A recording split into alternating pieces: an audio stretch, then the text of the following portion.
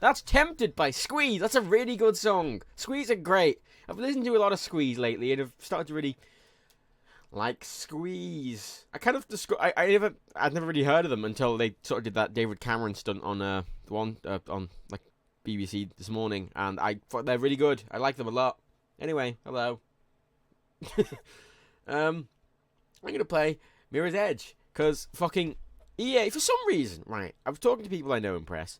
And for some reason, a lot of people just didn't get this email. And I got an email this morning from the community manager at DICE. A community manager at DICE. I didn't know they had their own community manager, whatever. And it has about 100 codes in. Now, I want to point out that only, 15 of these codes are for PC. And most of the other codes are just for every PS4 region. Because I seem to have been given 15 to 20 keys per platform. So Origin gets that many, Xbox One gets that many, but then every single separate PlayStation region also gets that same amount. So I have fucking 100 PS4 codes for different regions. I mean, fuck, if you're in Japan or South Korea, I have 20 Japanese codes and 20 South Korean codes of the PlayStation 4. So if you live in just South Korea and fucking watch me and you have a PS4, boy do I have some codes for you. Very frustrating. But I've given away a bunch of the PC codes already because generally people in Nerdcubed and people on the servers get sort of priority in these things just because, they do a bunch of stuff.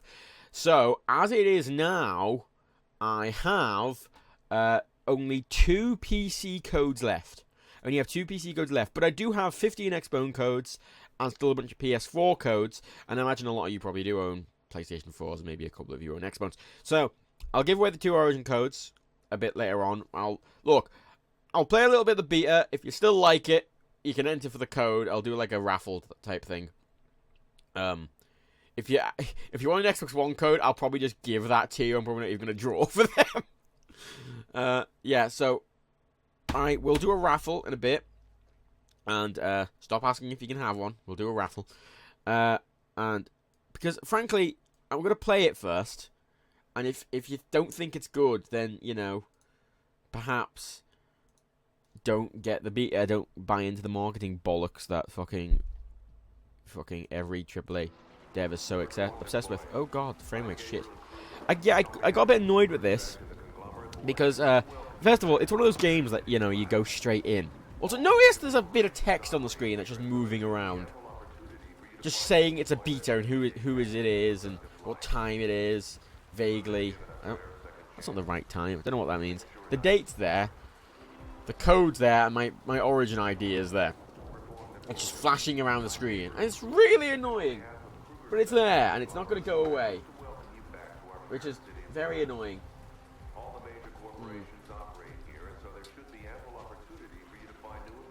Regardless, I couldn't. For some reason, I like launching stuff through Steam because Steam has the inbuilt frame counter at the top right or left, and it's very subtle, unlike fucking unlike Nvidia G-Syncs or Fraps, where it's just this big bright thing. I like the little tiny subtle thing at the top right, just to let me know. I launched this through Steam, but for some reason it's not working. The Steam overlay doesn't even work. It's weird the way it launches. It means it doesn't open with the Steam overlay. But I couldn't figure out what the frame rate's running at, so I haven't really messed with graphics yet. Also, I want to point out as well, there's an FOV slider, but it doesn't say what the FOV is. It's just, is that 60? Is that 100? I don't know. It has no labels. Also, a strange thing, right? It has a decent amount of graphical options, especially for an early release thing.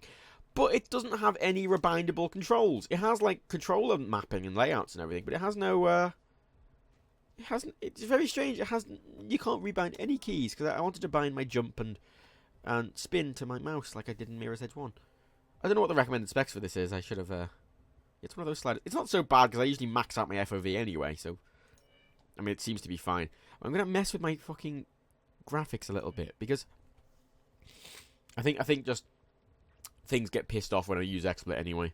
So I'm probably just gonna lower stuff a bit anyway, just to so it doesn't die. There we go. And for fuck's sake. Okay, you have to set it as custom. But before that, you have to go into Ultra. Which then means you have to put everything back to high. You can't just set it to high and then change them. So I'm going to rant a bit about... Fuck, motion blur. Fuck off. Low is fine. I'm going to complain a bit in this about betas. Because I'm going to show you why I hate betas, right? Okay. So first of all, I'm going to do this in a video as well, but I want to explain why I hate them here. So, this is a closed... I'm putting closed in inverted commas. This is a closed beta, right? And this is a day early now at this point. The closed beta technically launches tomorrow. However, Press today got this email with about fucking 150... with, what, 200 codes in.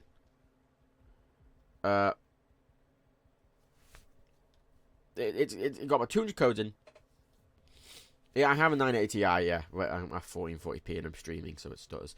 I got, 200 codes in to give away. Now, there are no restrictions on the recording of this. All I have to say is that EA gave me a day early. That's the only thing they've asked to say. That's the only caveat.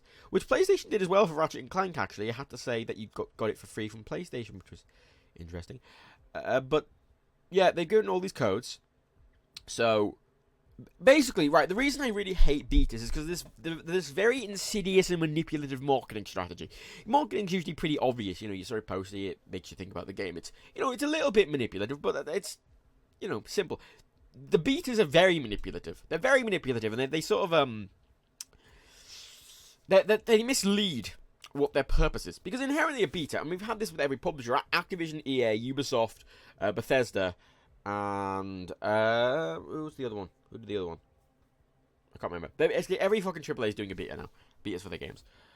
Which, originally, when they sort of this trend started, it was originally just for multiplayer games. We had Call of Duty beta, we had a Titanfall beta.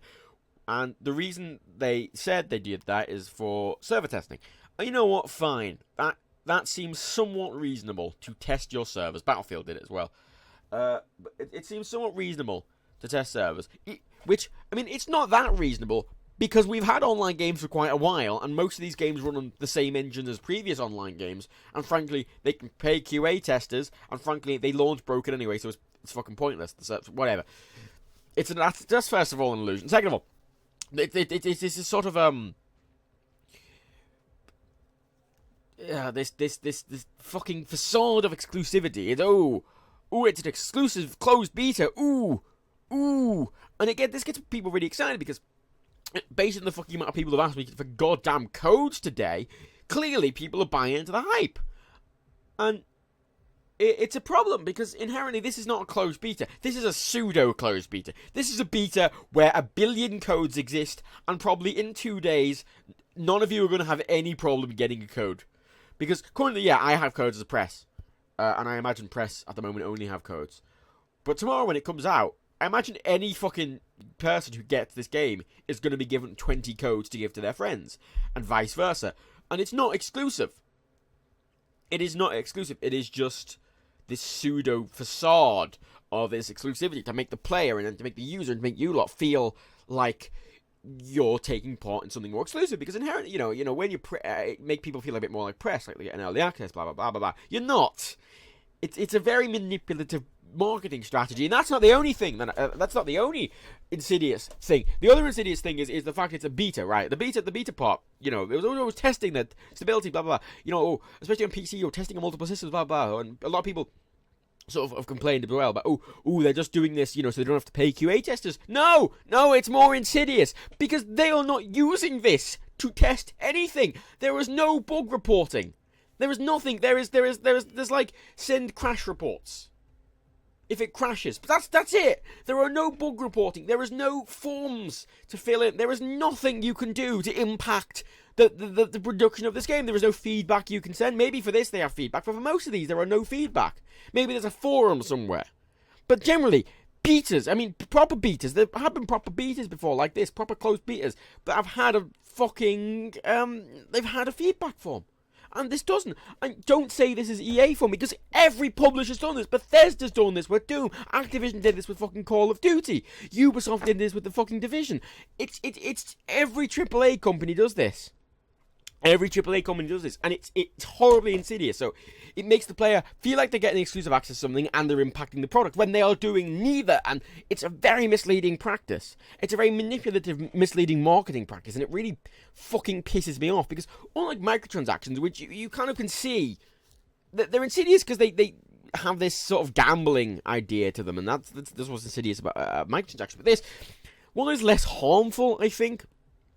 It's just more manipulative. It's more fucking.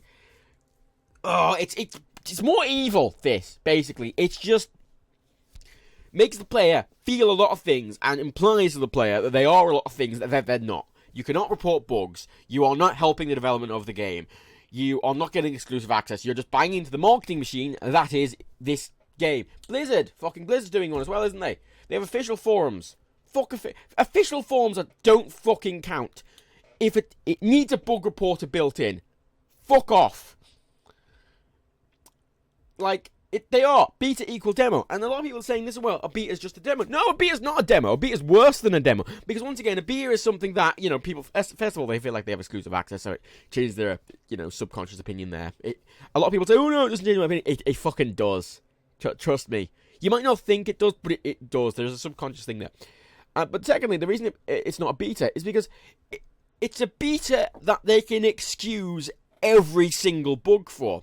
Because, when we look at betas, or demos at least, fucking how many of you have played a fucking demo? At least, when demos used to come on discs for the fucking 360 and the Xbox and stuff like that. You were getting a snippet of the finished game. And any bugs that were really present in the demo would be present in the actual game. The Just Cause 2 demo was, a representative product. However, these are not representative products, or at least that's what they claim in the marketing materials. This game is not finished, they say. This game will have performance and bug issues, they say. And they can wipe them under the rug. They can dismiss them away because it's a beta. Because it's a beta, there will be bugs, they say. So when anyone plays it, they go, oh, that's a bit buggy. Oh, that model's not quite right. Oh, it's lagging a bit here. But it's a beta. They'll probably fix it. They'll fix it for the main game. They don't. They so rarely do. Most of the bugs in fucking this will be in the main beta. Unless they're massively game-breaking, they're going to be in the main game. All this allows the marketing people to do is explain away any bugs and hide them under the guise of the fact it's a fucking beta. And Square Enix did this as well, that beta thing. Every fucking AAA is doing it, and it's really, really pissing me off. Because as someone who works in the back-end industry, and sort of is more cynical, I think, than a lot of people, it's just, this is an extremely insidious, malicious, and misleading marketing practice. It's a horrible, horrible thing, and I really hate it. I hate it more than microtransactions. Now, I get codes. I'm not gonna... the thing is, I'm contributing to the marketing machine. That is this, by fucking playing this. This is what they want. I'm giving away codes. This is exactly sort of what they want. And I'm encouraging this. Oh, of course I'm encouraging this. I'm fucking... buying in... Well, not even buying in. I'm contributing to the marketing machine that is the AAA games industry. And... you see, on one hand, it's a horrible experience. On the other hand, I've got a code for a game, and people do seem to trust my opinion somewhat, and I'm going to give my opinion now. That's what I'm going to do. And I know I've given the code to Dan, I've given the code to Steve. They're probably going to do videos on this as well. And it is a case of, it's a very insidious practice. Don't give them away, then give them to charity. That's not how. It's money driven by hype, money, publishing money. Yes, marketing is the work of the devil. It usually is pretty insidious. But this, I think, goes above and beyond the usual level of insidiousness that comes from marketing. Because normal marketing uses human psychology somewhat. It's the whole idea of, when you drink a Coca-Cola advert, you show a slow motion shot of the Coca-Cola being poured into a glass with ice, and it's sort of this psychology. They've done a lot of tests that it makes the person thirsty, and the person's thirsty, and then the first thing they think about is Coca-Cola, because that's what they've just seen. That's marketing, and that's in itself a bit misleading and a bit sort of... But that's basic marketing, fine, whatever. That's just going, ooh, look at my thing, and it's not necessarily misleading. It's just, if you don't like Coke or want to buy Coke, it's not going to make you buy Coke. But, it might make you thirsty and make you buy an extra Coke next time in the shop, whatever. But this type of marketing is just... I hate the PC hype. I hate games hype. I hate the sort of the culture there. I don't like a lot of gaming culture, like gaming marketing culture, that is, because gaming marketing culture is inherently more... It's more flashy and obnoxious than most marketing. I was complaining about this on Twitter yesterday. I was talking about sort of headphones. You know, even the PC hardware manufacturers, you know, this is why I hate EGX, the main EGX, because, you know, you've got your big hardware manufacturers, and a lot of good hardware manufacturers, but you know, you've got AMD, you've got fucking Nvidia, you've got Razer, you've got I don't know, you have a lot of MSI, you've got all these big hardware companies that seem to spend a lot more in marketing than they normally would, and generally a lot of the marketing is, look, isn't our product so flashy? Look, it has angles. Look, it has RGB lighting. Isn't it fucking amazing? And that is obnoxious, because usually those products are fucking shit. They're shit. They are shit products, they are overpriced, and they are marketed to you at a pumped up cost. Razer is 100% at fault. That Razer are terrible. I hate Razer. Their QA is horrible, and the design's quite nice. I'll give them that. The design and the quality of materials is quite nice, but the build quality and the quality assurance is terrible. And just because you have a good Razer product doesn't make that not true. You know, I've known a lot of people with Razer products. I bought Razer products. Every Razer product I've ever bought has broken on me, or not been made properly. Most people I know, if their Razer products have broken on them, headphones, laptops, keyboards, everything, and people keep buying them because it's this the respected brand, and people have this view that it's a respected brand for some reason. I don't know why it has this. Logitech gaming stuff is like this as well. And then, you know, you have all this hardware stuff, and it's this sort of insidious, flashy, obnoxious marketing. And you know what? I can ignore that. It's whatever. Fine. Makes people pay more money and think they need to buy things that they don't because it has fucking RGB lighting. And for some reason, you need your keyboard to match your computer case that's under the desk that you never look at. Who gives a shit? Who gives a... Stop it! You do not need 5 lighting areas for your fucking mouse. It's under your hand. Fuck off. It's just this thing to just brag to your fucking people online. Oh, look, I've got a fucking flashy mouse. Fuck off. So, you have that, right? And then you have your big AAA games publishers. You know, EGX, last year I did the video on it. And, you know, you've got Battlefront, which is just, you've got this big TIE fighter. It's got all this big marketing fluff behind it. And it's this idea that, oh, no, they're going to queue 2 hours to play our game. Like, I played this at EGX. Where'd you go for hardware then? You know, there are so many good hardware manufacturers that don't really spend much money on marketing. I mean, Corsair are sort of on the cusp there. I have Corsair stuff. And the non-flashy Corsair stuff is really good. Their software is fucking awful, but I like Corsair stuff. You know, for headphones, I go Barodynamic. If you've ever, they don't market, like, there's a lot of Native Instruments I use for my audio. Like, you just look around, shop. Don't just fucking buy the flashiest fucking thing that's marketed. Have a shop around, look on forums. You know, that's the problem. But you know, you have these AAA marketing, and they're very insidious and they're very in your face, and they expect people to queue for 2 hours, and they have this disrespect for the player. You know. And it's just...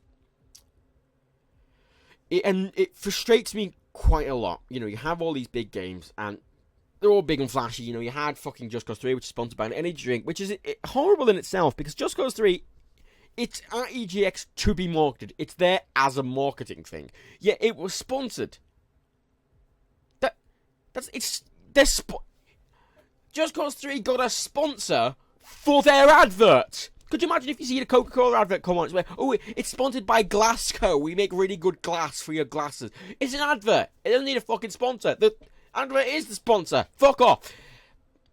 God, I hate AAA marketing. It's very insidious. And, you know, it's sad because essentially all the PR people I deal with generally, you know, the EA, Bethesda, they're all lovely.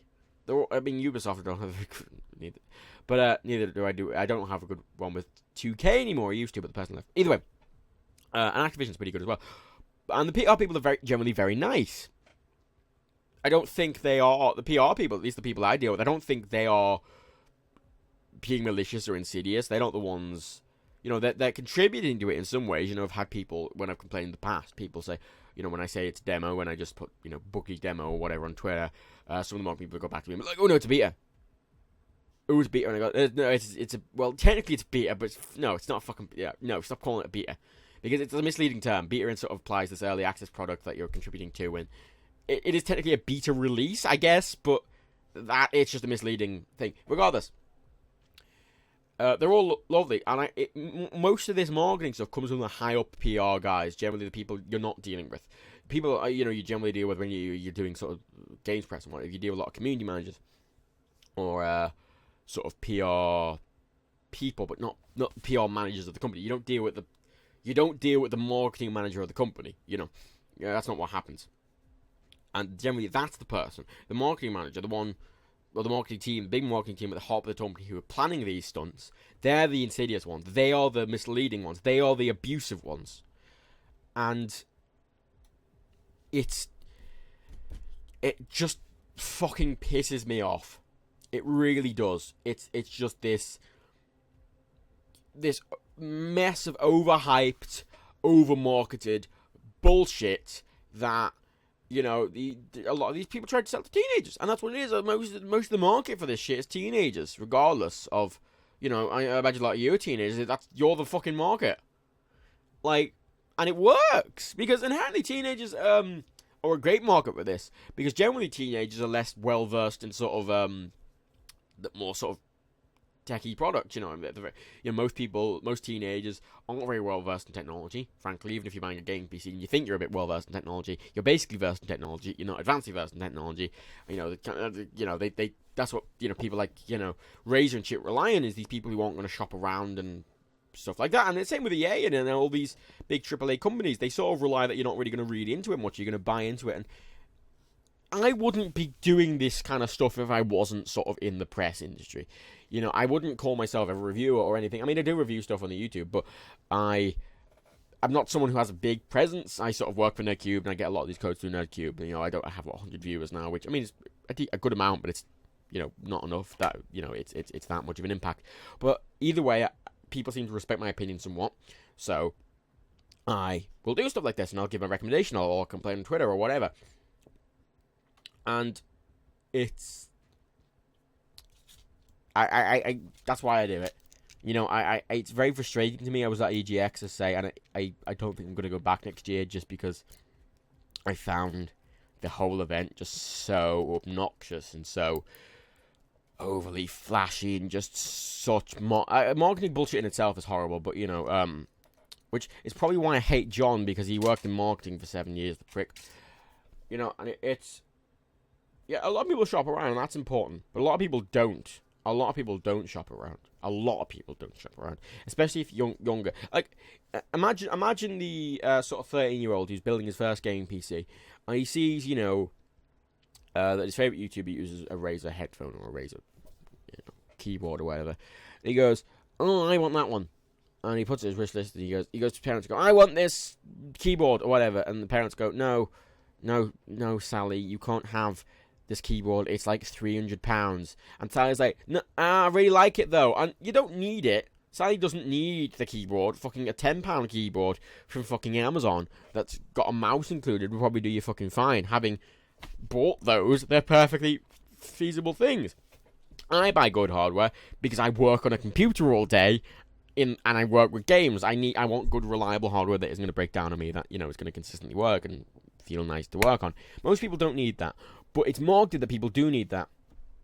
It's very frustrating. Beats, you're paying for the brand. You are. Beats are a perfect example. Beats are, I think, a less insidious version of the gaming industry, because the gaming industry is a lot more sort of manipulative about it. I'm watching with these beaters. The beaters are these sort of very manipulative.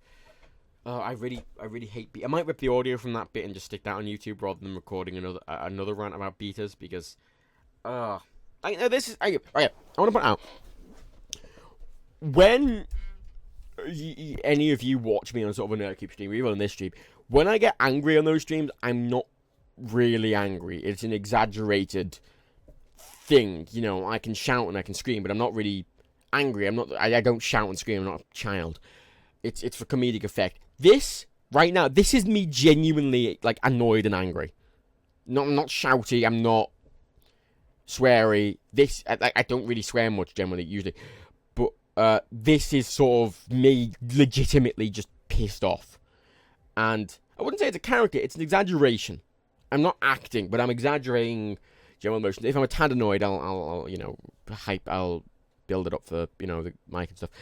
How does crowdfunding and E3 compare? E3, I haven't been to E3, but E3 is a show that was originally a press show that they'd let anyone into, and now it's not a press show, and it's just another glorified EGX, which is just marketing shit. I mean, Gamescom seems to be the only, like, big press event left.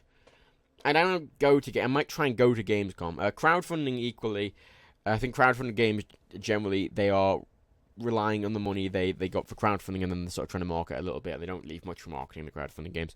It's the AAAs. It's the AAA. No, you say I don't swear, but no, generally I don't really swear that much. Like, normally. I swear for effect. I mean, I swear more because people expect that of me now.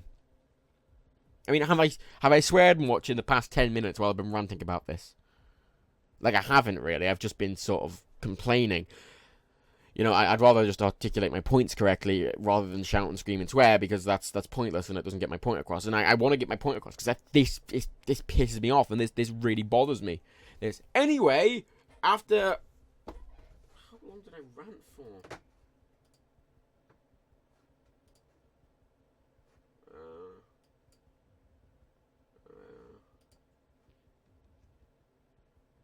Fucking... like 20 minutes. You're swearing internally. You say, well, not really. I mean, I swear a little bit, but it's not. It's more of a casual swearing. I mean, this is the point. Like this, it just pissed me off. How much do I dislike Matt fucked up? I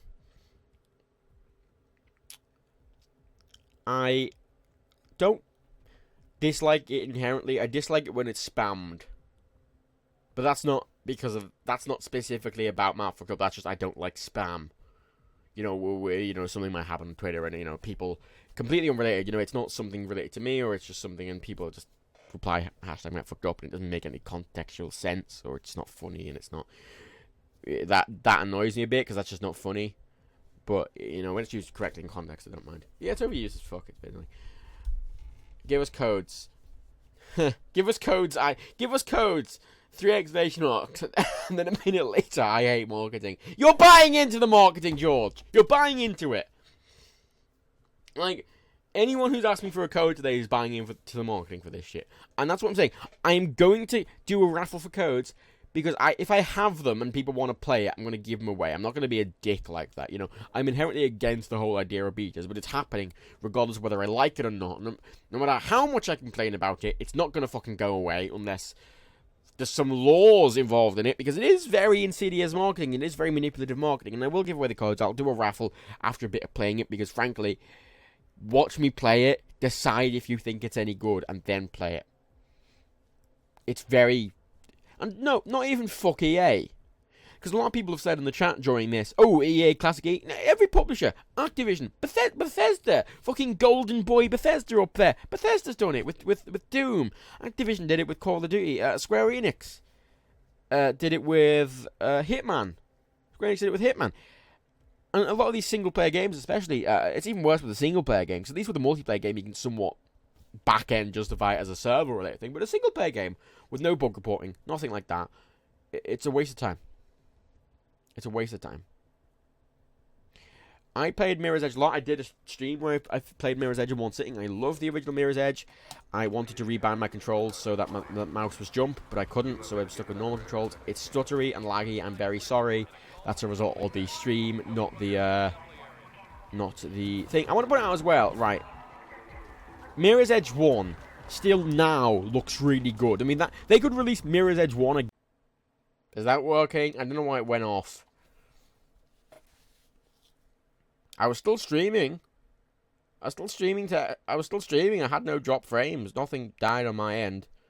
The stream just went off. That's odd. That's very odd, actually. Did my stream get shut down or something? I mean, this is allowed to be streamed and everything. It's not like it's fucking closed. Anyway. Look at the name of the stream. I did, as I said, I did play I think I don't know how. I said I haven't actually played this. I just went into this a bit blind. God, I fucking turn the graphics down. This fucking runs like crap. And the thing is, this runs like crap, and EA marketing can be like, oh no, it's fucking they can sort of say, oh no, it's because it's a beta. It's because it's a beta. Because it's a beta, that's why it's not running very good. No, it'll probably run this well when it's out. And this is this sort of horrible workaround marketing excuse to get around any issues with it. Yeah, I can't really turn the bloom down. I can turn the lighting quality down, but like I have very little control over how it's running. Post-process quality, medium, mesh quality. I don't want everything on fucking medium. Medium looks pretty shit. Lighting quality, high. Effects, medium. Let's see how that looks. God. Mirror's Edge 1, inherently, is a very good-looking game, and the reason it's so good-looking is because it runs well, and it's a very nice art style. This seems to have better textures, a bit more advanced lighting, a bit more advanced, sort of, you know, like that, you know, the rain, for example, that sort of spark effect. You know, it's this sort of, I hate the beta thing flashing around the screen. Yeah, it's the sort of, you know, it's got a lot more post effects and sort of like subtle effects, which you wouldn't normally know. It's got nicer shadows, I think. But I think a game should run well, you know. Well, Mirror's Edge one had a very clean art style, but you were on the roofs the whole time. Having played this at EGX last year, which a point actually, I played this at EGX almost. Ooh. 7 months ago now. They know you're gone. About 7 months ago now, I played this at EGX, and I played this bit. This is the bit I played. Oh, God, just give me my mouse controls. I mean, the thing is, right, when I played this the first time at EGX, it feels nice. It feels like Mirror's Edge. I mean, all the controls feel like Mirror's Edge. Jumping feels like Mirror's Edge. It feels good. The running feels really good. But the concern isn't the running. The concern is more the level design and sort of overall thing of the game, you know. Ooh, what? The more sort of general thing of the game. And why? Yeah, my awful internet isn't helping, but I am not dropping any frames. But keep in mind, I do have a low bit rate, so it won't look very good. Oh, not combat. This is something I didn't do in the thing. F. Combat's on F. That's interesting. So it's sort of out of the way. Now, I don't like combat in these games because it's a parkour game. I don't want to run. I don't want to. You see, I don't like combat in these games because the thing, you're a runner. That's the point of these, is that you're a runner, right? You're not a fighter. And when it's sort of like you're a runner, the idea is you run away from threats. That fantastic, I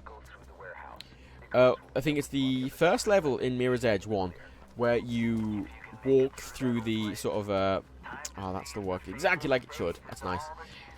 Where you run through the grate and then you come down, there's a bunch of guys there, and you don't fight them. You belt it because you can't fight them. And I missed that. Yeah.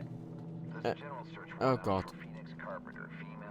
Oh. Yeah, weapons and shit. I don't think there are any guns in this. I think it is all hand-to-hand. Which is better, but at the same time, I don't want to do combat. And I'll say, it feels good. It feels like Mirror's Edge. It feels exactly like it should do. It's, you know, as someone who played Mirror's Edge a bunch, it feels... Oh, shut up. Yeah, it feels exactly like it should. Everything handles like it should. It feels like Mirror's Edge. The problem I have is the graphic style is a bit too... maybe this is the tutorial era and this is the beta. Oh, I'm just justifying it again. It's the beta. But I'm saying it's the beta because it's a demo. I'm just going to call it a demo. It's a demo. It's because it's the demo, it's going to not... I imagine that a lot of it will be on rooftops. Or at least the bit I played was on rooftops. And, oh, that pipe loaded in a bit late there. You know what? I really don't like this runner vision. I know how to play the game. Yeah, I mean, I'm glad they got rid of the shooting. The shooting was pretty shit. Ah, classic. Ah, I found a classic mode. Didn't get rid of it. I mean, stuff like that looks a lot nicer. That cool helicopter. There's so much fucking... Oh, look at that! No, it looks about the same as the Mirror's Edge 1, the sort of far stuff. Although, the shooting was pretty shit. Ah, classic. Ah, I found a classic mode. Didn't get rid of it. I mean, stuff like that looks a lot nicer. That cool helicopter. There's so much fucking... Oh, look at that! No, it looks about the same as the Mirror's Edge 1, the sort of far stuff. Although, I want to point out as well, it's running by default. Holding shift walks. It just runs normally, which I think Mirror's Edge 1 did as well. I don't remember. This is new. Didn't do that in Mirror's Edge 1. Yeah, sorry it's buffing. How's the game itself, not the marketing people? The game's alright. It's not bad.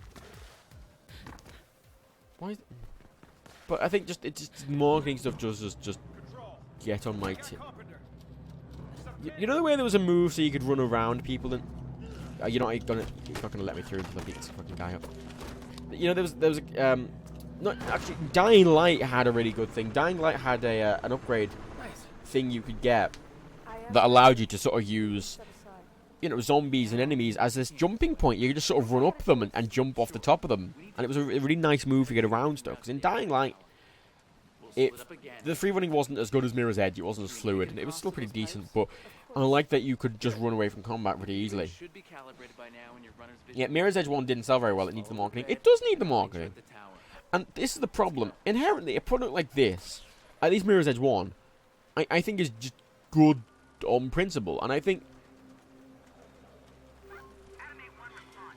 I think really, like, publishers should be a bit more content with making a game that doesn't sell like a billion copies. I think they should be more willing to have lower budgets, and you know, for these games, and just, you know, make a short. Like Mirror's Edge 1 was great. It was a short, polished product that didn't sell well because it was a parkour game, you know, and they tried to add combat to it, and I think they're trying to make it a bit more mass market in this by adding combat to it. But at the same time, they're trying to appeal to the proper hardcore Mirror's Edge fans, because they know without them, the product's going to fucking fail. So, it's... Yeah, Dying Light was pretty mediocre, but I thought it was a nice, hey, I'm waiting for Mirror's Edge. I mean, that bit there, right, there's... What? I mean, I just did run around him. Can he come down here? He can! La-di-da. The helicopter isn't shooting at me either, which was a very fun thing in Mirror's Edge 1 when you're just running away. It's like, fuck. What the... Can I not get up there until, like... I'm very suspicious of the fact I can't seem to get up there by doing the exact thing it's telling me. Space, hold, bam. I don't jump far enough. That's odd. I'm glad the fight button's F, though. I don't know what the mouse buttons do yet. If fight's F and all the run buttons are on, you know, the traditional run buttons. It's wall run. Oh yeah, I could wall run. Oh, right there. I wasn't looking at the fucking thing. Yeah, Dying Light is more of an RPG than fucking Fort. Well, that's nice. I like that. I mean, I like that it is adding new mechanics to it, but I think Mirror's Edge 1 is still just going to always be my favourite thing. I mean, all I really want them to do to sort of a game like this is I want them to add a proper level creator, because that just, like, having really fun, sort of fluid parkour maps is going to be so nice. Oh yeah, I forgot, the roll's an upgrade thing, isn't it? Even though I could do it in Mirror's Edge 1, she's somehow forgotten to roll. That's very annoying. I mean, that's nice as well. I mean, these levels... I mean, this level, at least, feels... It's a lot darker than Mirror's Edge 1. I think I lost them. And... I think I lost them. It's darker and lighter. Does that make sense? The world is darker, but there's more lighting. If that makes it out. I jumped. It's a prequel. It's a prequel. Oh, it's a fucking prequel. What's a fucking prequel? Why is it a prequel?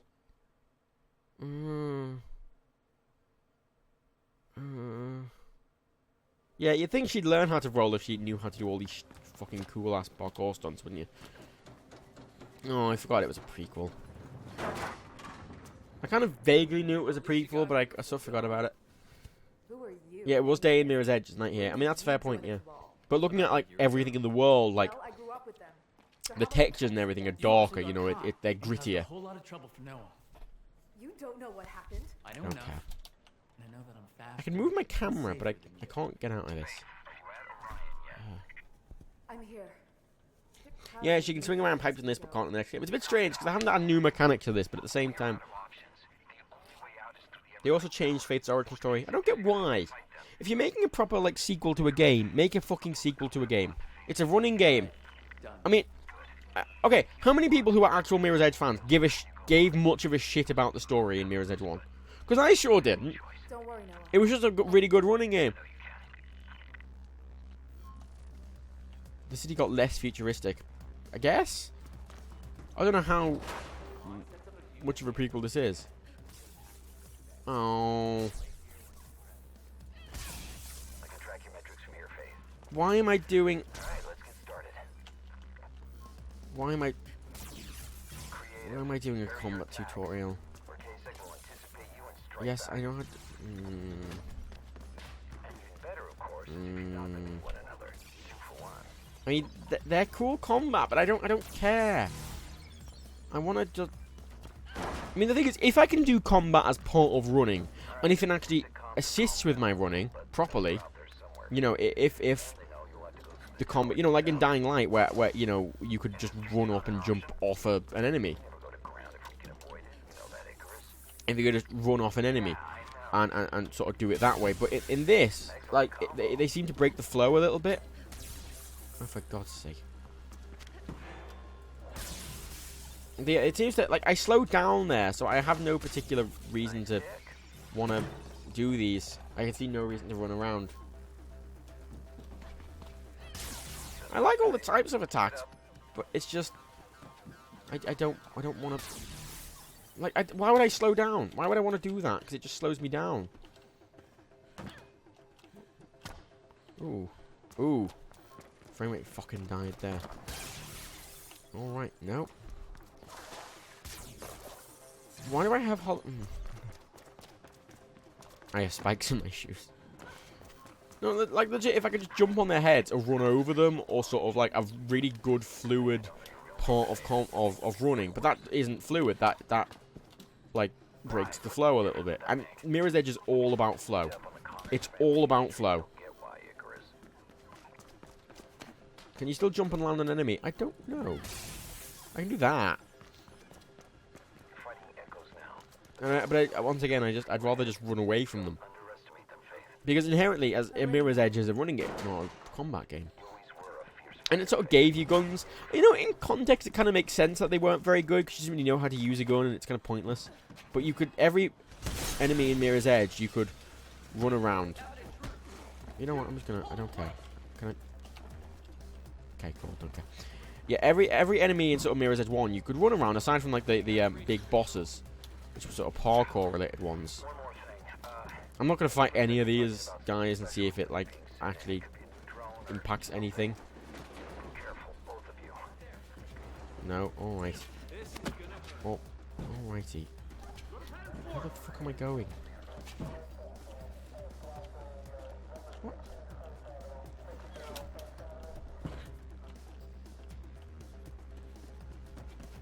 Oh, I thought this was just back where I was. Okay, that there is game designed to make you fight them. Yeah, fuck that, actually. Apparently this is slightly open world. When I played it, it's kind of a nice open world, because it's to the point where all the paths are still crafted for you, right? It's not like it's just a random assortment. Every path is still crafted. But the paths are sort of there are multiple paths, and you will unlock shorter and shorter paths as you get new abilities. You know, if you can jump a bit higher, you get more paths. One more I seem a lot faster than the original. It does seem a bit faster. It seems a bit faster paced. Careful, both of you. And the thing is, if I can take them out with one hit like that... I mean, see, I need to get rid of that guy, and I need to run back. That guy's horrible. Fuck that guy. Game design-wise, that guy's shit. I mean... I see really no reason to do that unless they're in my way, and that guy was in my way, and I had to run back, and it broke the flow. And what's Mirror's Edge all about? Flow. Ebb and flow. Like a period.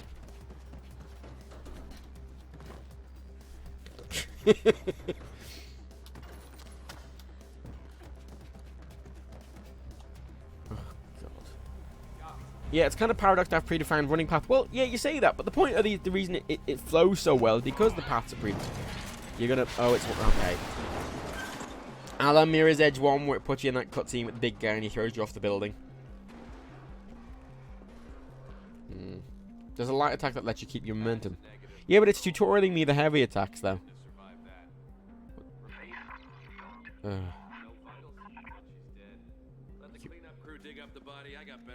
You're kidding. Oh, for God's sake. It's a beta, so NPC placement is liable to change. Liable, technically, yeah. Liable to change, but it probably won't change because, I mean, look at this. It's finished. It doesn't run very well, but it's essentially finished.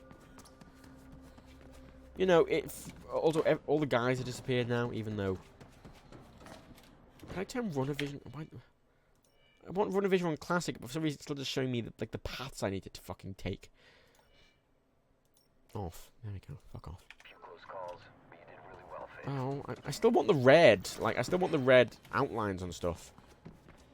Guess I shouldn't be so surprised you got K-Sec so upset. But... It is your specialty after all. Oh, whatever. Very nice, I like that. Watchful for that special unit in the Press the counter button. See if they've improved their There's a combat counter button? There's a counter button. I haven't tutorialized that yet. Because... Yeah, the jump down was pretty awful. She's floating, but it's because she doesn't have a roll yet. Oh, I moved the Cabal while you were away. You'll find us in the Zephyr Transit hub. That's a climb? Now come on home, kiddo. Oh, you want me to climb? Because I don't have fucking Runnervision. Yeah, she's just sort of floating because she doesn't have the roll. Normally she'd roll, but apparently she's just sort of dropping. That doesn't feel very good. Oh, yeah, you saw there that on those walls is like foot marks, and that's what it's Runnervisioning. It isn't tutorial. It isn't actually. That is part of Runnervision. Showing you the fucking walls to run off. That's a bit over the top, I think, tutorially wise. Maybe that's just in the tutorial. I'm aware. I like... That's a cool design, that fucking massive turbine. That's really impractical. And the sky whale. But, is this... If it's a prequel, I don't know how much of a prequel it is. Faith. Yo, the Mirror's Edge stream where I couldn't beat the boss because I forgot how to counter. Ah, yeah, that. Okay, sure. The city, Faith. I'm exploring the city, Faith. Okay. Is this the open world bit? I assume so. Can I slide? Yes, I can. Still got the fancy map. Can I give the middle finger still? That's a good question. And as far as I know, there's this...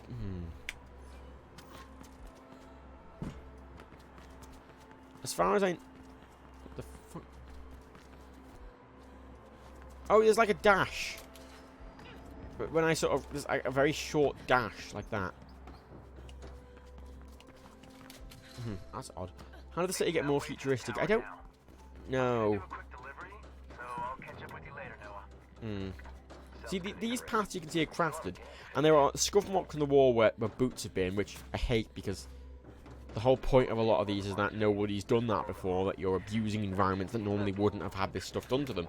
Not that these are heavily fucking used paths by the parkour people, like they seem to be implied to be, so they can do... yeah, I really don't like the runner's vision on the fucking walls. On, like, climbable objects, like pipes, for example, I think it's fair game. Oh, I'm glad they have those again. Yeah, on the pipes and stuff, it's kind of...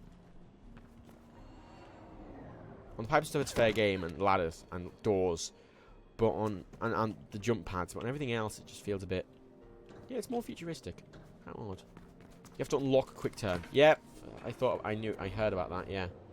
Yeah, I can kind of get maybe the roll being an upgrade thing. So you can, like... How is Juvie?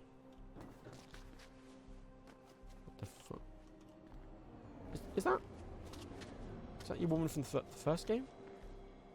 I don't know. Yeah, sort of the implied. That starts when you saw the train. I know. Yeah, but like I can get the role because it's sort of as a gameplay element, it does kind of unlock yourself a new area. It allows you to drop further and therefore get into areas that you wouldn't normally be able to get to. And that's kind of what the point of the upgrade system is in this, that you unlock sort of more areas through skills, as opposed to what the fuck? As opposed to sort of unlocks because it's open world. But the spin around doesn't make much sense. Why is it fucking tanked? Ah. There's a way to disable head bobbing. Not in this, no. They look really good, the models, but I heard she's eager to run. I don't care. She's been gone a long time. Yeah, I don't care. I also heard she's sorry. Guys, I want to run. It's a running game. Let me run. I can't skip these either, by the way. I figured this out earlier. There's no way to skip these, at least in the at least in the beta. Yeah. Okay. I'm gonna hang on. I'm gonna put. Screw you. Which money do I have in my wallet? Nice place you got Right. here. I'm gonna put £20 down Mind if I right stay? now. I was hoping you That no About that run? gameplay features are changed for release. I'm putting £20 down now. That New guy. NPC placement won't be changed. Hey, Chris. The upgrade system won't be He changed. runs better than anyone. The runner vision won't be changed. And the only thing that will be changed is graphical options and keyboard mapping and performance. They're the only things that are going to change. I fucking £20 down now. That's the case. Token sent me a greeting. Because they are not going to fix anything else. This is a performance beta without actually able to, say I'm getting terrible performance in X area. What happens to the £20 if I'm wrong? I don't know. I'll burn it. Fuck it. I don't know. Yeah. I don't know. Oh. By the way, Faith, there's a package. Oh, God. It's like, look at our lens flares. We're fucking J.J. Abrams. My face is glass now. I get it. You like your pretty game, but fuck off. I do like the lighting. The lighting's very nice, but it doesn't justify the game tanking horrendous. The performance is terrible in this area. Suddenly. Compared to other areas. I mean, there's no NVIDIA driver. Or at least if there is an NVIDIA driver for this, I haven't got it. God. My clothes. I'm wearing clothes. Brought them here just after you were Oh, they're my runner clothes. Oh, it's a proper one glove. Cool. Yeah. upgraded your beat with a map mod of glass. You'll need it to get around and to find the smaller runs spread out across the city. Who's giving you £20? If you're wrong, you buy the game twice. Well, I don't have to buy the game in the first place. So,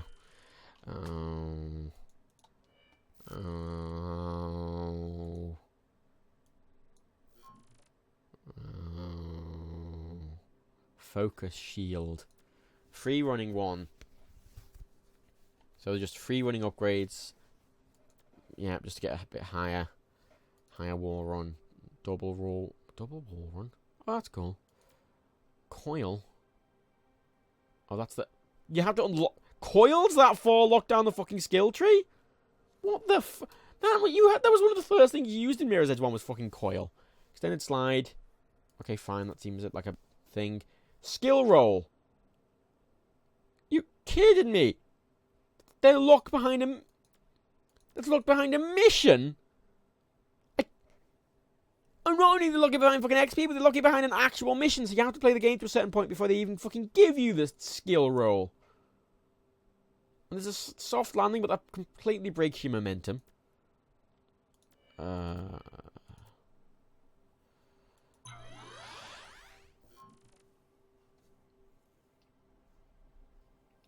this is the problem, because they're trying to appeal to this game to... Ooh, I like the map. God, I can't remember the Mirror's Edge 1 map. I think the Mirror's Edge 1 map sort of worked its way around. What is this, though? Is it runner vision? Oh, it's got waypoints. Oh, God. Why? Oh. Okay, right. Open world games are good. right? And as a lot of sort of devs have been realizing this, that a lot of people like open world games. But inherently, I can still do that.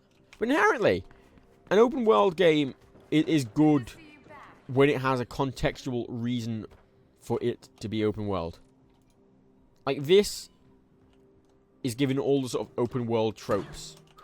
You know, it's got all the shit from Dying Light. It's got sort of all the shit from all these fucking... Where the fuck... How do I get out of here? It's got all the shit from Dying Light. It's got all these very standard, ooh, get XP, stuff locked behind missions, like every fucking other open world fucking game. And I dislike it heavily. You. Are you just a businesswoman? How did you... Oh. Ooh, right. How'd you get here? You can buy a booster pack. Really? See, I wouldn't, honestly put it past if that's true. There you are. Oh, that's, What do you want? Oh, just a look at you. Oh, just a When you're henchwoman. still in one piece. Logan Henchwoman. expects prompt payment. Yeah, I don't think there is a booster pack in this, Yes, no. he will. Now run along. You're required to purchase the map first, then you can look anything you want. Oh, God.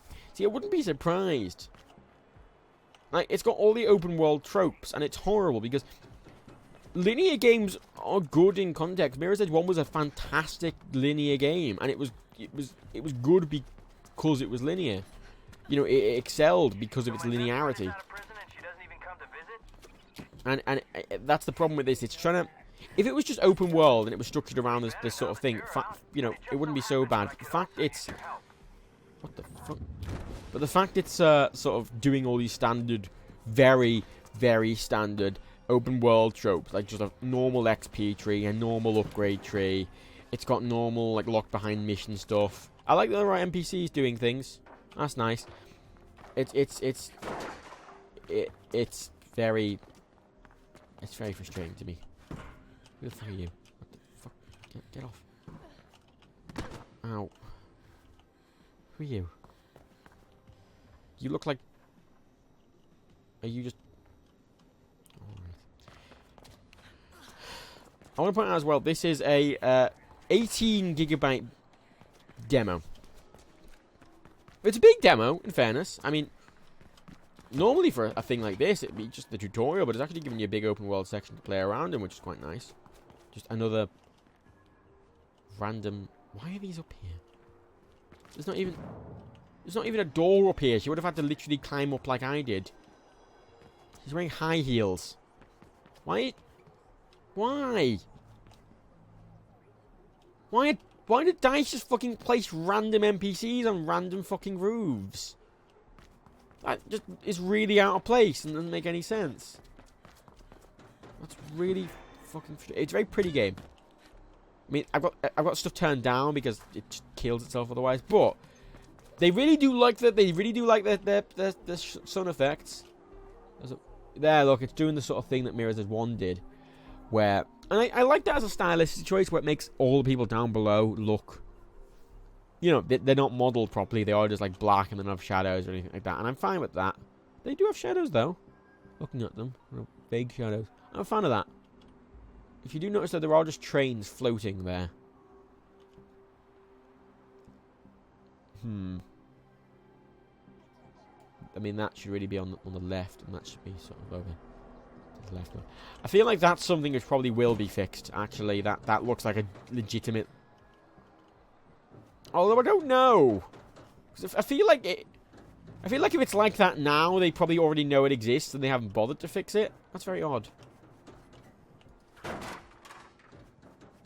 12 gigs. I swear, my download was 18. I swear my download was 18.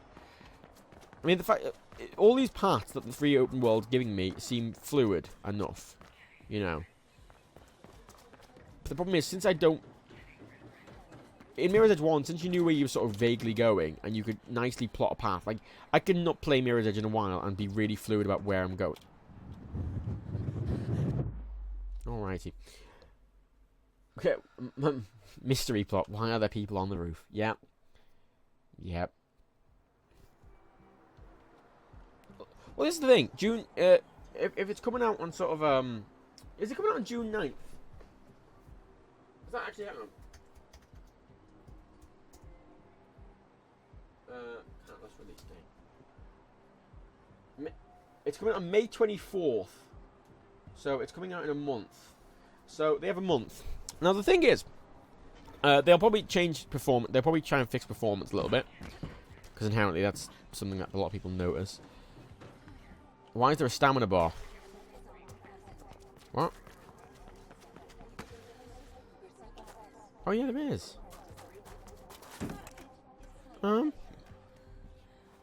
It's been pushed back. Oh, right. Okay, Google's wrong then. See, this is the sort of problem with the open world. There are a lot, lots of paths. Okay, fine. June 9th. Whatever. Either way. See, what they're going to do is they're going to have this, and then they're going to have the open beta, which is going to be exactly the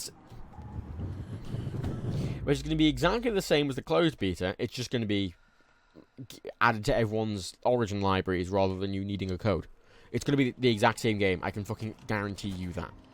I can guarantee you that all the betas will be the same. The final game will probably have a bit more polish to it, but outside of that, I'm just very doubtful. The flow bar build up with momentum. Oh, that's the momentum bar, not a stamina bar. Okay, fair enough. Good. Oh, that's actually your speed. That's nice. I mean, that used to be an invisible stat in sort of... Actually, I don't like that. Can I turn that off? Like, I mean, because that, I think, was in Mirror's Edge 1, but it was sort of a UI... It was a visual effect. It wasn't a UI element. I don't like them adding all these, like, UI elements and shit to this, actually. Because they have that, and they also have the XP system. I mean, Mirror's Edge 1, I don't think I ever needed to ever pause my game. But in this, you're going to need to pause to access your map screen. You need to pause to access your upgrades. You're going to need to fucking faff around with your fucking momentum. Look, your momentum bars on the bottom left, and that sort of looks like you've got these fucking markers everywhere. And it's just... It makes it a lot less clean and a lot more cliche open world bollocks. What? Why... I feel like they did that on purpose. I mean, look, you make a ladder, right, and you go, oh, I'll climb up that, and then there's just a fucking...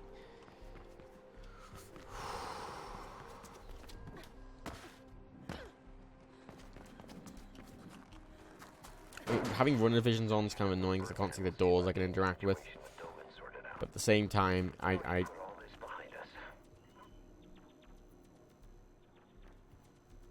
Whoa.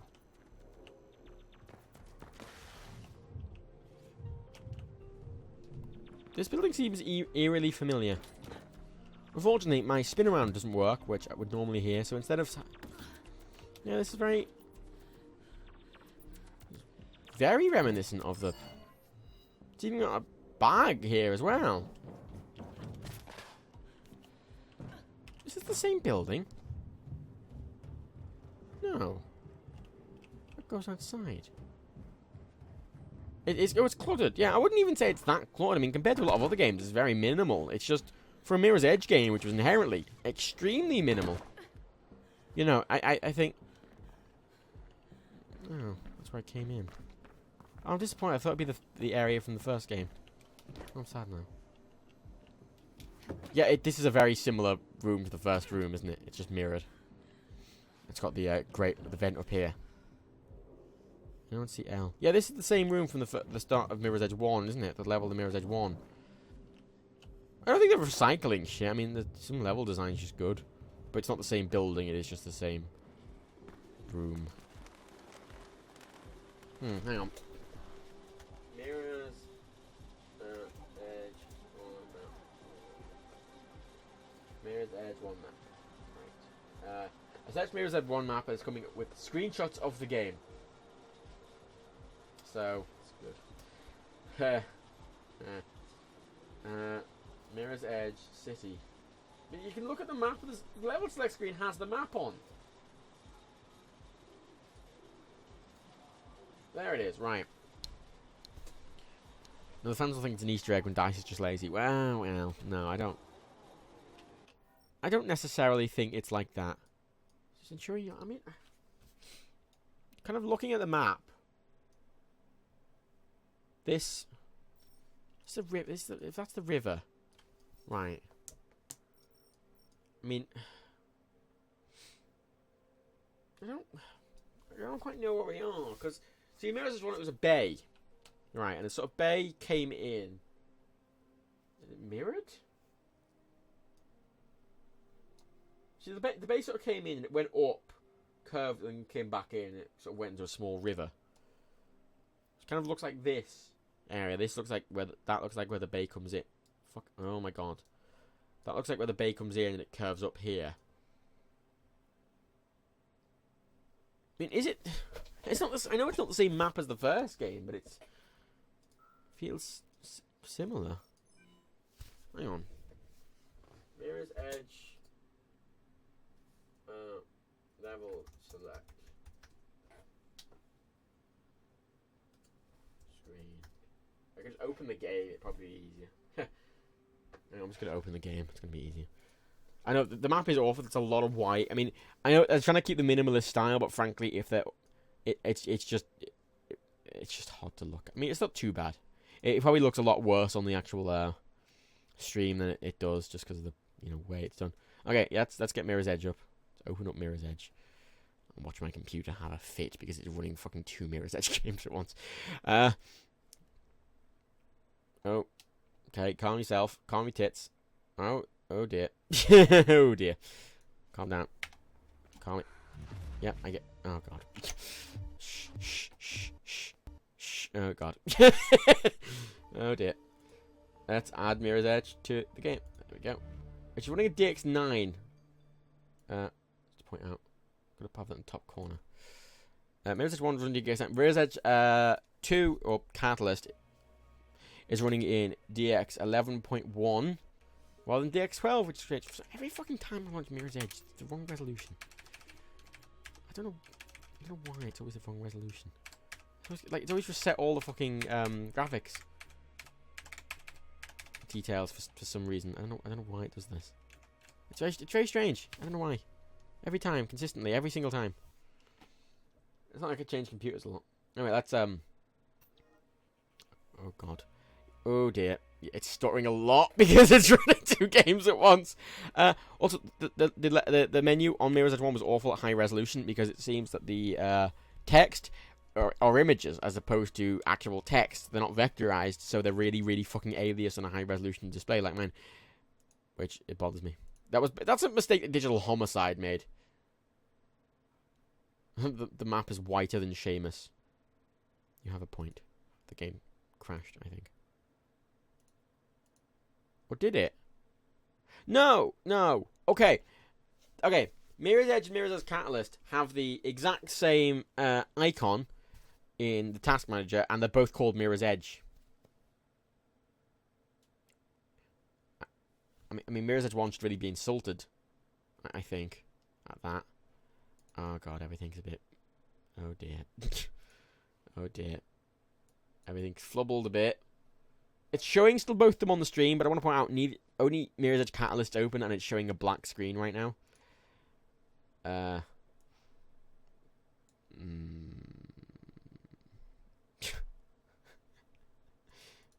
dear. Oops.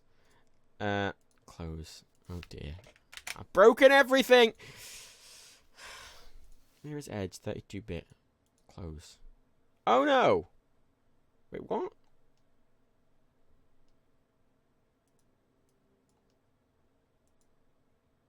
Wait. Mirror's Edge Catalyst is still running.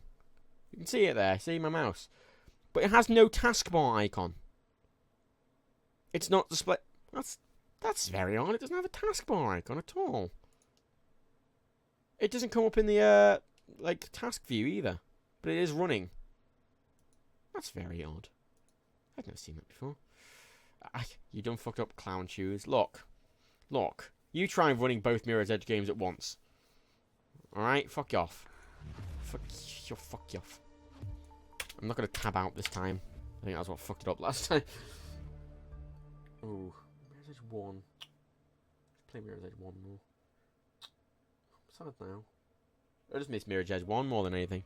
2009, this game is 7 years old and it still looks incredible. Right, let's see this is the map. Level select screen. So prologue the edge. I mean, Flight was the first map, the map I'm thinking of, the one with the nice level design. That's sort of, I mean, you sort of see the bay I'm talking about there, sort of across the bay there, and then you sort of have this, the shard. But is the shard in Catalyst? I mean, is that the shard? That doesn't look like the shard. Doesn't look like the is that the shard? I don't know. The shard's sort of like triangular, isn't it? I mean, I guess. If you look at it from sort of, I can't. Oh, there we go. Right, sort of look at it from. Oh, I can just move the map around. I mean, night isn't earlier. Like if. Look at it from sort of that angle, I guess. But it doesn't seem right at all. That's very strange.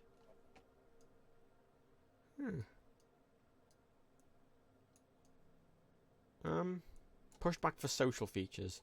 Yeah, in a single player, they're adding all the shit that they're supposed to in an open world game, or at least everyone says it's supposed to.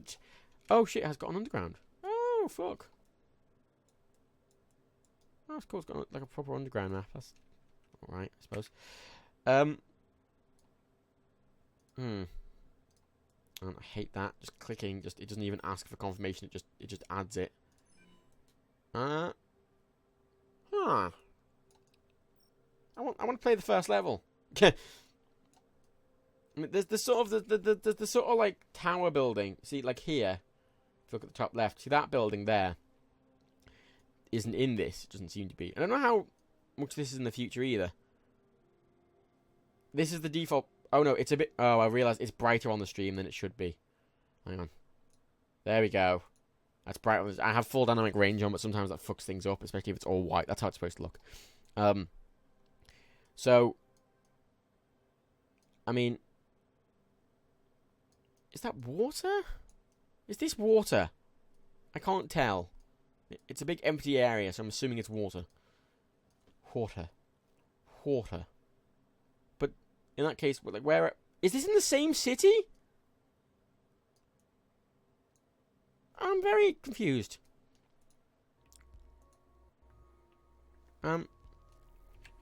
Chapter 9, the Shard. Kate. Zephyr Transport Hub. It sort of seems around the New Eden area, doesn't it? You got Centurion Yard, which rings a bell. Yeah, sorry, I didn't realise it was that bad. Sorry. New Eden. I mean, sort of. Hang on, I'm going to compare these. Go to flight. Let's go into checkpoint. It's checkpoint A, isn't it? It's like, or is it checkpoint A? Checkpoint D. Then you go into the. Or is it? Oh God, which level is it? Is it the tutorial level? Oh, it's the prologue. It's the prologue. I'm thinking of the prologue. Yeah, I'm thinking of the prologue, which is a superb level. Search for that plate-looking tower. Yeah, I don't know. Let's see. Hang on. Wonder how well this will run. Probably shit. Oh, press space to skip. Oh, that's immediately better. Oh my God, that runs like shit. Oh dear. Oh, that's the choppiest thing in the universe. Oh boy. Oh dear. Alright, let's just turn vaguely in this direction. Alrighty. Calm down. It's okay. Shh. It's alright. Oh God. Oh dear. Fucking. Oh. Okay, it's clearly giving all my system resources the catalyst rather than this. Which actually makes some sense. But, still slightly annoying. Yeah. I am seeing it's running at 3 FPS. Why did I do it? Oh, because I have my controls bound to clicking. Clicking to jump. Like sort of Dan has it, which is a really nice way of doing it. I tried to roll, I couldn't. Welcome to Mirror's Edge Catalyst. It runs terribly. I'm joking. No. I like it, but you can see how good Mirror's Edge 1 looks. Still. Like, Mirror's Edge 1 looks really good. I mean, some of the textures are kind of muddy. And obviously, the meshes aren't the highest poly counts in the world. But it's still an amazing looking game. And I mean, stuff like San Andreas ages really fucking badly. And this game just doesn't at all. It looks really good still. The RP&A building. And that weird thing building there. Hang on, let's have a look at actual Mirror's Edge Catalyst, which is still running silky smooth, even with actual Mirror's Edge running in the background. Right. So, I mean, there's that building which doesn't exist. I mean, are these in the same place? Because I feel like these aren't in the same place. Is that the shard? No. Wait. Oh, I'm very confused.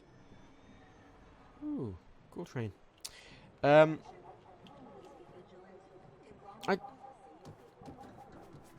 the texture's still incredible. I mean, Mirror's Edge 1, especially for the time, it was incredibly good looking.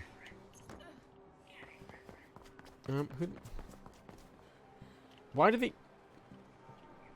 I hate that... Wait, first of all, I hate that they're here at all, because it doesn't really make sense for a lot of them to be here. I mean, some of them at least have doors, but... First of all, why are they here? Why are they just stood here? Why aren't they doing anything? Why aren't they reacting to my presence aside from just looking at me? What's the point? Why are they there? That's stupid. That's a stupid thing. I tried to click to jump because I just been playing actual Mirror's Edge. It's a prequel reboot. So, is it a reboot or is it a prequel? Or is it both? I'm very confused.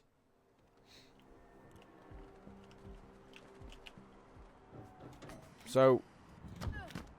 Oh, I'm confused. I'm very confused. I thought solar panels up everywhere. Oh, security camera. I'm trying to sort of look for a vantage point to sort of see stuff. I'm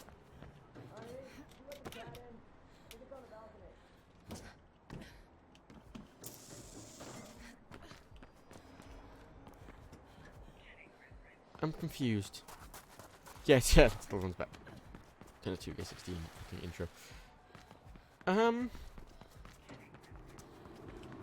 I pay? Ooh. Like a fucking vertibird. They do kind of look like vertibirds, those, actually. Yeah, I mean, honestly, right, having people on the route... Well, that's a collision mesh that isn't supposed to be there, clearly. Oh, okay, right. Yeah, like, having people on roofs doing things seems reasonable, but when they're literally stood there doing nothing, they're not even having a smoke or anything, they're just stood there. They're not contemplating anything, they're not stood there relaxing or thinking, they're just stood there looking at you. It's very strange. I can't climb up those pipes. It's set before Mirror's Edge, but Mirror's Edge doesn't actually happen. Right. So, is this like the sort of X-Men reboot thing? But it's like, oh, all the characters are different, but the same, but also none of the previous movies happened, but it's also a prequel. It kind of sounds like it's the X-Men movies. Or the newer ones. Oh, come. I mean, can I get high? I just want to get... I just want to get high! Wait, hang on. These two twats are doing the exact same fucking animation those other guys were doing at the fucking base. See, at this stage in development as well, these things aren't going to change. They might remove a couple of things, but they can't add anything new. They can't redo animations. They have a month. They can't get new mocap people in and redo animations and have to retest them and everything like that. But they can just sort of remove models and stuff like that and do basic optimization. But anything more is basically not going to happen. I think that the roads are still the same as Mirror's Edge 1. I'm a fan of that. Unknown utopian city, and Catalyst is set in the City of Glass. I swear Mirror's Edge 1 was in the City of Glass. I swear it was in the City of Glass. But why wouldn't it be in the same place? Oh, that's where I was before, wasn't it? Bauble Mall. Ow. So this is why the city looks more futuristic, because it's literally a different city.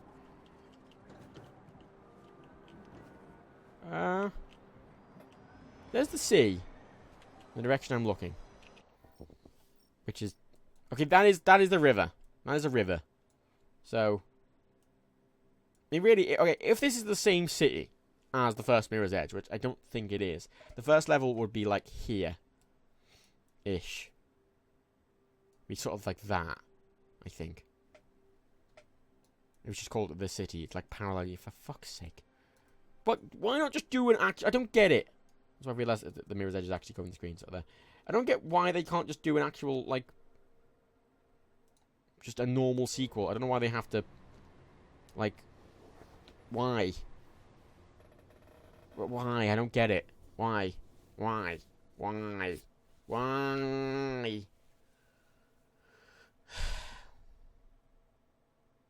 You're guessing nav meshes for NPCs that screwed up, they're probably meant to be on the ground. Well, the NPCs on the ground aren't NPCs, they're just like black figures that walk around. So I think they are meant to be up there. Have the codes been given out yet? No, not yet. Actually, I'll start doing a raffle now. I only have 2 PC codes, so I'll do a raffle for 2 PC codes, and then I will do a raffle for Xbone and PlayStation codes. But the PlayStation codes are a bit weird because, obviously, unlike Xbone and PC, where it's global, PlayStation has, you know, US, Asia, Japan, South Korea, and sort of... I say EU, but EU is the Middle East, and the EU, and Russia, and, like, South Africa and Australia, and shit. As well, it's a bit strange. Whatever. So you'll have to... I'll fucking do it in Moobot. I'll run a raffle in Moobot.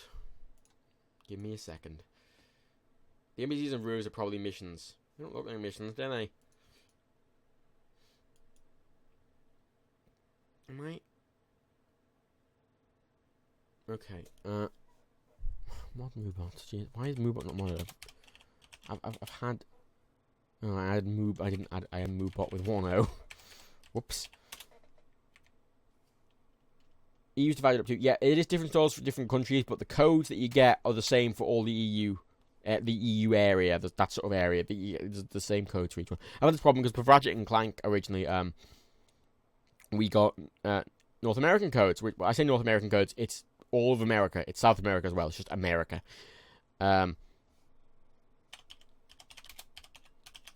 But it's move that moderate.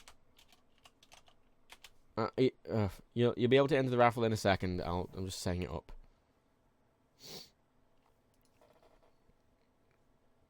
Moobot has not joined your chat yet. It is a mod, you fucking fuck. Fuck off. God, I'm so angry. I'm not that angry. If I was angry, I'd be ranting about fucking. Join. There we go. Right. Until it's detected, it's a moderator. It's a moderator. It's a mod. Fuck off. Raffle. Open. Enter chat with hashtag. Okay. Enter chat with you have to write in chat ! Raffle, and then space. And then, this is for the PC codes. So if you want a PC code, enter the raffle now. Just with raffle. And, raffle works on mobile, yep. Just enter it on raffle. And we'll draw it in a minute. And then I'll do a draw for Xbone. And then I'll also do a raffle for PlayStation codes. But then you'll have to, write raffle and then the space. And then, what region, what country you're in. So I can give you the correct code. So, that'll be cool. Oh god, I was gonna go back to Mirror's Edge, but it's crashed again. I was sort of freaked the fuck out because what are you doing? Control Alt Escape. Oh my god, Mirror's Edge 32-bit. Yeah, literally looking at. Mirror's Edge Catalyst doesn't even appear in the Task Manager. According to Windows, it doesn't exist, but it is most assuredly running. It is most assuredly running. I can confirm here that it is in fact running. You don't write raffle PC, just write raffle. For the PS4 one, you'll have to write raffle in your region, but for the PC one, just write raffle. Yeah, I hate these. I hate these. I hate these. These are horrible. Because the problem with these, right, is that it's the implication of what these imply, and that these are highly travelled routes by free runners. But I hate that because I like the idea that I'm abusing a you know, not complete system. So we're here again. Oh, the trains are still fucked up. Yeah, I can't get a vantage point. Just see spyware. I mean, it feels a bit like spyware. I mean, that's the running's good. It's just the rest of the game design, you know, isn't. Which is a shame, really. Like, what are you doing? Oh, it's the same woman. Like, she's in an evening gown. She's in an evening gown with high heels and, like, evening makeup and gloves. Right? Dystopian future all you want. That's an evening gown. I'm sorry, that's an evening gown. It's a sequin fucking evening gown. It's a sequin black dress and she's got fancy makeup on. She is an evening gown. That's like nightclub wear or fucking fancy dinner wear for this time. And she's somehow on a roof with no access. There are no ladders up here. There is nothing. She would have had to climb up like I am. And she's just there. And that really bothers me more than it should. I don't know why. It just bothers me more than it should. I wish it didn't. But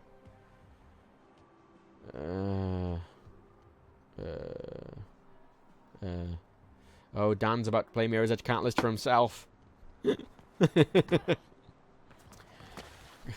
Go tweet at them that I'm not a fan, so I don't have to. Well, I am a fan, but I'm not a fan. I'm so frustrated. What's this place again?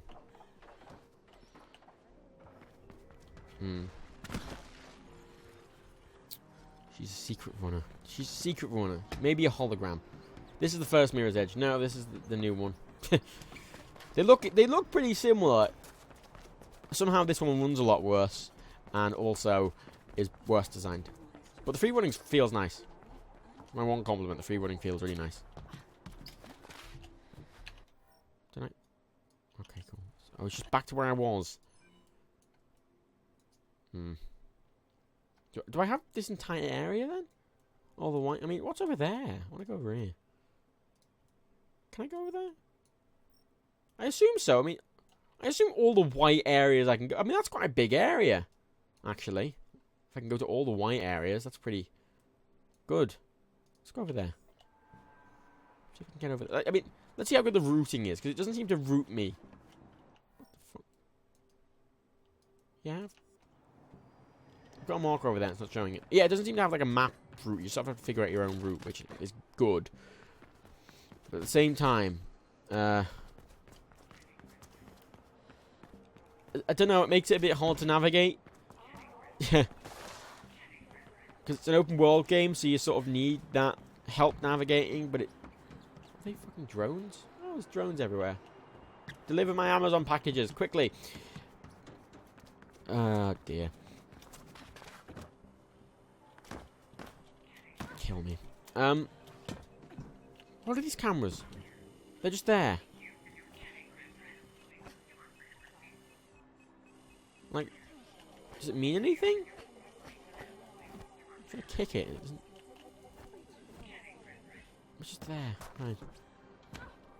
Can I climb up these pipes? Of course I can't. They're slightly wider than all the other pipes.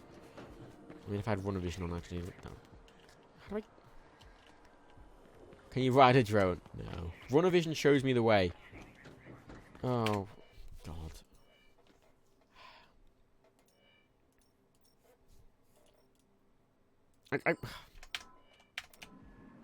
I want it on sort of. I don't like the runner vision. It's a bit too.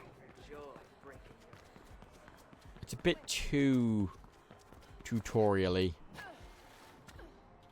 You fucking kidding me? You fucking kidding? I have rubber shoes. Why?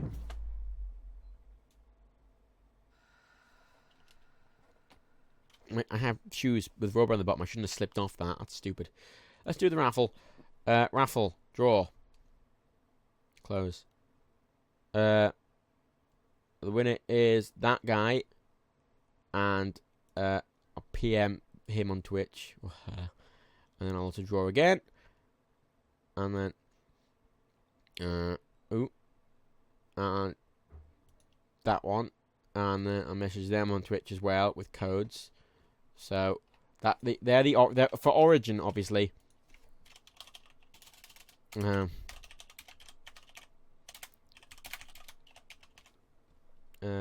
one and that one. So they're the Origin codes gone. Next is Xbone. If you have an Xbone for some reason, feel free. I'll restart the chat now. I'll reset the chat. I'll reset the raffle. So, just enter again if you want an Xbone code. You want to do !mark raffle space Xbone. So, yes, that's what you're gonna want to do. The 2 people who won the PC codes have been messaged. I say one. I mean, you could probably get one pretty easily anyway tomorrow. But hey, you get it today because it's actually. I mean, honestly, for a demo, this is a good, fully rounded. It's got a lot of stuff in. Is what I'm saying. Like, it's. I'm not enjoying the fucking moving around fucking text. That's really intrusive. I don't know why it's there. But I don't mind. It's a good big demo. It just show off most of the mechanics. So. God, do you all own Xbones? Oh, that's horrific. Horrific. And that killed me instantly still. Okay, cool. I'll get through this somehow. What's the viewers code? Yeah, you were just here for the fucking free codes. You regret owning an Xbone. Oh, poor Bill. This is the way I came in. Like, is there any... I think that's where I came from. So can I go to the right? Oh, no, is that where I came from? Well, that's where I came from that way. So, that's where I started the game, I think. I'm confused. So, do I have to... How do I get...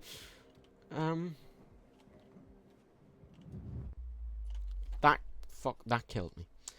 You're just gonna sell it. Yeah, you're gonna sell the free thing that's gonna be free to... I mean, oh, God. How did that 4 kill me? No, stop. Wait. How do I... I'm trying to just navigate, like, without using runner vision, because it gives you the option to turn it off, so inherently it should be playable without runner vision. I'm just getting very... confused. You want PC, but your friends are on Xbox. It's a single-player game, mate. Oh,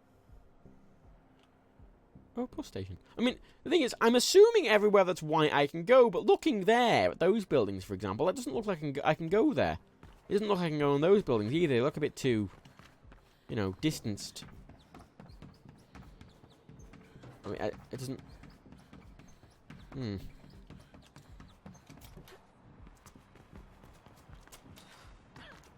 How? So, how do I even get over there? Oh, those cars are floating. Oh. Oh, good. See, these bugs will be in the full game, I can guarantee it. But you see, they can pass this off as a bug with the beta. Oh, it's just a beta. It's expected to have bugs. No, this isn't the full game, mate. You're just spouting marking shit at me as an excuse for fucking... I am actually just stuck here. I can't. Oh, there we go. Matt, not all games are single player. No, but this is. So there's no reason to, you know, get it on PS4 just because your friends have PS4s. And this is one of the games that you can just get on PC or PS4. Oh god. Oh, it really doesn't like me going on the black things. It really doesn't like me going on the black.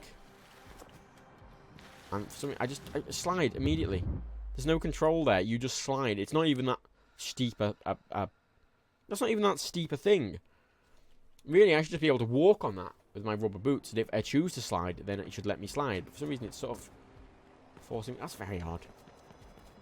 That's very odd. Oh yeah, someone make that a GIF. Let's just get loads of bad fucking press for this game. Oh, there we go. Oh. Invisible wall. An invisible wall. In an open world Mirror's Edge game, there is an invisible wall.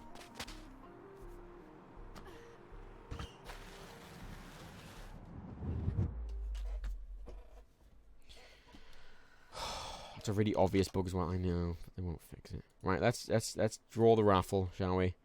Close. No, I closed the poll. That's the wrong one. Close. And draw. And nerd wall. Bam. I have a lot of Xbone codes, so it's gonna be a lot of winners here. Draw. Karu. Yeah, there we go. Draw. Benny boy. Draw.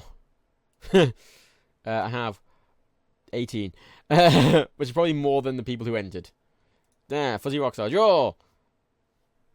Carrot Carrot. Raffle announcement cancelled. Too many announcements. Well, whatever. I'll just look. Basically, assume if you fucking entered, you probably won. So just whatever. Yeah. Jordan 5566. Hook Films. Draw. Mia Bosa. I can't pronounce your fucking name. Homer 41. How many is that? That's 5, 6, 7, 8, 9, 10, 11. True DL 11, 12. Lloyd Ninja 6, 13. Could not draw anyone from the raffle. Okay, so 13 people entered, which is less than the amount of codes I have. So, I mean, you shouldn't really feel good about winning, inherently. Because you didn't really win anything. You were the only people who turned up. Films, bam. Can't send a message without subject. Okay, right. I'm just going to make the subject of the code. There we go. Can't be bothered writing something for every one of these fucking messages. So if you entered in the Xbone one, you'll have an Xbone code through, like, in your Twitch messages in a second. If not already, sorry, I'm not doing much on the stream because fucking I'm sending out fucking codes, aren't I, mate? I've gotten very good at copying codes as of late, since I just started doing all the press specific stuff for Dan. Like we got a big spreadsheet of codes we have in the company. It's a big Google Doc, and it's got about maybe 2,000 codes in, or something, just from like the past year or so. It's got 2,000 codes, which is slightly ridiculous. There we go. Everyone has got a message now. La la la la la la la la la la la. If you enter the Xbone one, you have an Xbone code in your inbox. I'll give more away on Twitter. Oh shit. Yeah, I'll give more away on Twitter. Now, PC. I have a lot of PS4. I have a lot of PS4 codes. I have I seem to have I don't know how many they give me. How many is that? How many fields is that? That is 17. 17. 17? No, it's 19 for each platform.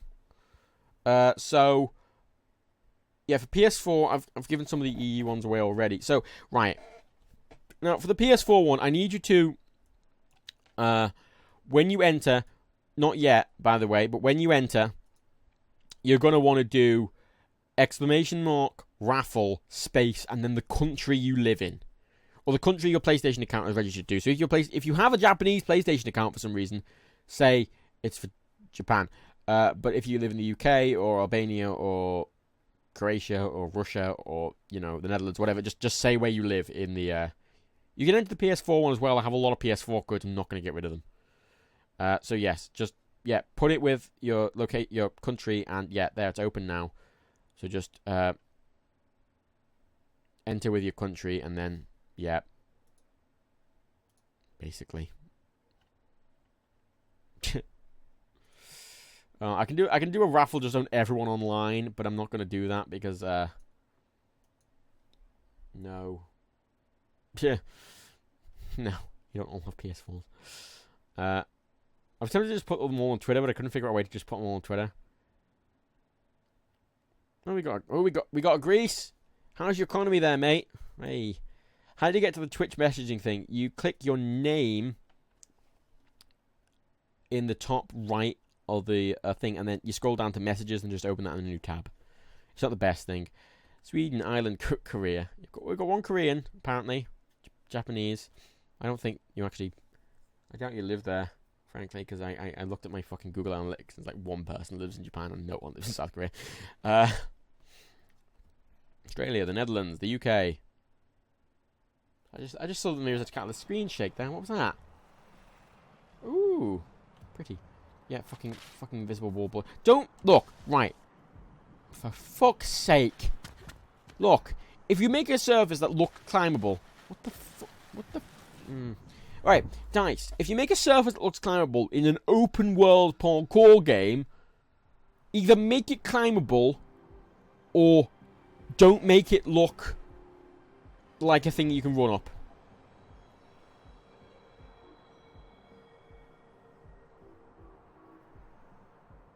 Ugh. That's just bad. That's just shit game design, that. Oh my god, I'm just trying to fucking run off it. There we fucking... Jesus. Right. Fucking hell. What a load of toss. What a... A drone hit you. You know, that'll be the most interesting thing that's happened so far. Like, I don't like the quest markers. Like... It's sad, because mechanically it's very good. Mechanically it's very good.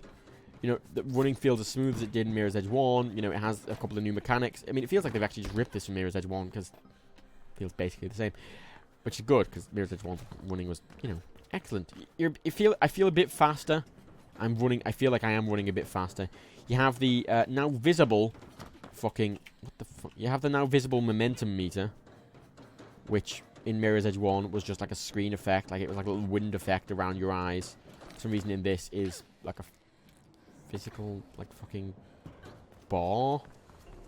I don't know why it's a physical bar. That's just ugly and annoying. Is this giveaway? No, this giveaway is just for PS4. Let's go this way. Is it good or not? No and yes. So, okay. So there's implication that I can get across there. Oh, can I? Okay, I can't even climb up that fucking wall. Yeah, that's... There are walls that you can't free run up or climb on.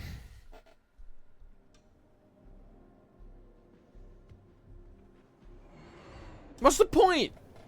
Don't put a fucking wall there if I can't... Like, look, I can't grab up it like I can every other fucking wall. Yeah, like that. See, I do that with every other wall. But for some reason, these walls, these are special walls. You can't do that with these walls. Oh, no, there we go. I've done it there.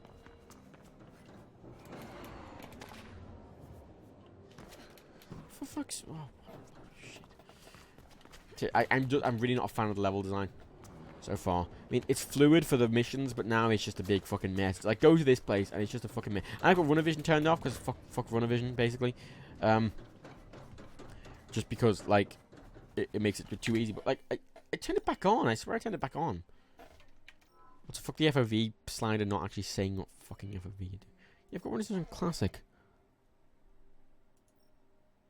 Like, what? Raffle every country. Like,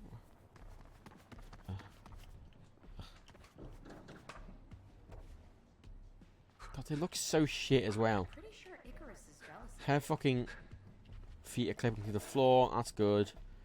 That's an old jukebox. This room is completely fucking... Oh, can I get up there? That was pretty cool. Can you do it again? That is me jumping.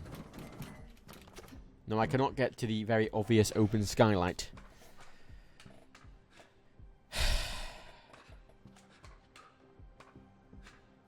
Oh yeah, Dan said fuck recording a video on this because of the moving around beta, like, fucking text. There's just fucking everywhere. I don't know why it does that, because the whole thing about this is it's a marketing thing and it's so open that it doesn't matter. So I don't get... What the fuck? So I don't get why... Okay. Don't walk that way. Walk this way. Okay, so, okay, look. It's very much implying... It's very much implying that this is the area. I mean, that I can run around. However, the map implies that I can run around all of it because it's marked in white, which implies I can go there. But I can't. So, first of all, in a demo, mark the fucking area you can go into properly. Because I seem to be able to go, like, here. Oh my god. I seem to be able to go here, which is the tutorial area, this building, and then sort of, like, here. Which is really odd. It's really odd.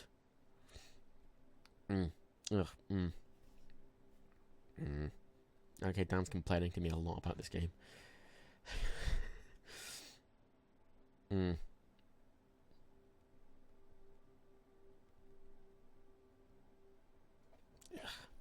Anyway, let's do the draw for this fucking PS4 raffle then.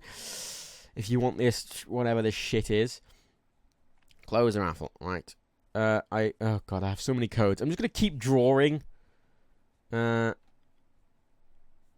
Message son. Okay, no, code for you. Message UK, there we go. First winner is that person. Basically, assume if you've entered, you've probably won it. Canada. Blame Canada. I'm going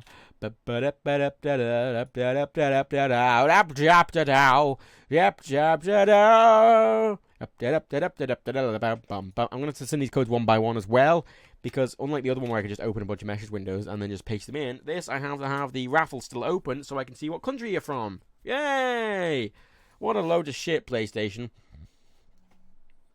What a load of shit. Shit. Españoles. Oh, great. I'm a funny man. Let's get that rid of that one. Right. Draw. UK. Draw.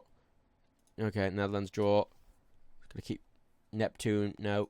If you didn't put an actual country, I can't give you a code. Because I don't know what code to give you if you haven't given me a country. UK, Mars, yep, no code. Matt fucked up. Isn't a country either. Belgium, UK. I'm just gonna open all these until I get to like a non-EU one. If you did enter and put a jokey on, like it wasn't. I wasn't just asking out of interest. It was genuinely. I cannot give you a code if I don't know where you're from because they're region-based codes. Which is, you know, too bad for you, innit, mate? It was in spam. That's a shame. Yeah, a lot of UK, which isn't surprising, actually.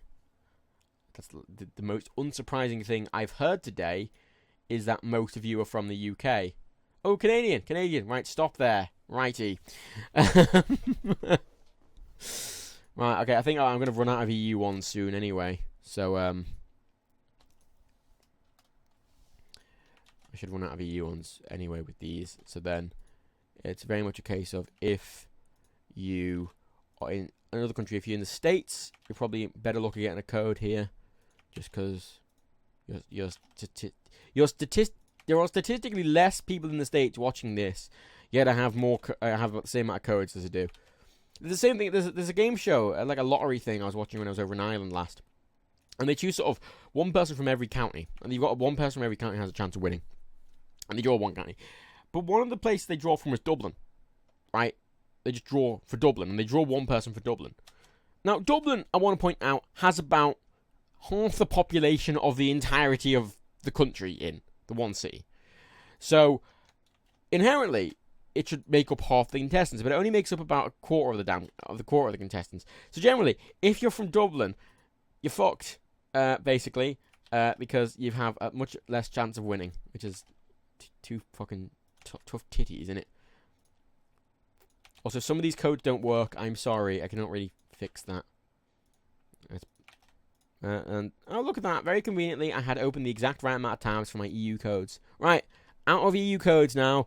Just gonna be looking for Americans and Canadians and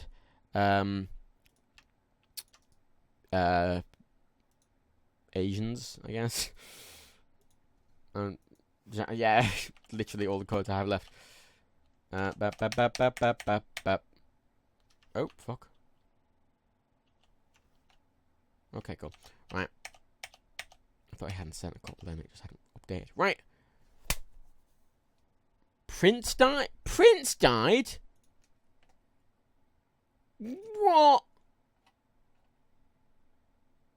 Hold up. Don't tell me Prince died. If that's a lie, I'll just legit ban you. Prince. There's nothing on the Twitter.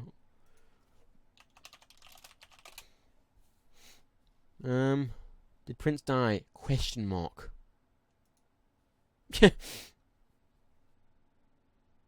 No, TMZ's reported it. And there has been a death at his home, apparently. It's not been reported whether or not Prince has died. So until that time, then I will not assume anything, because there's a lot of rumours.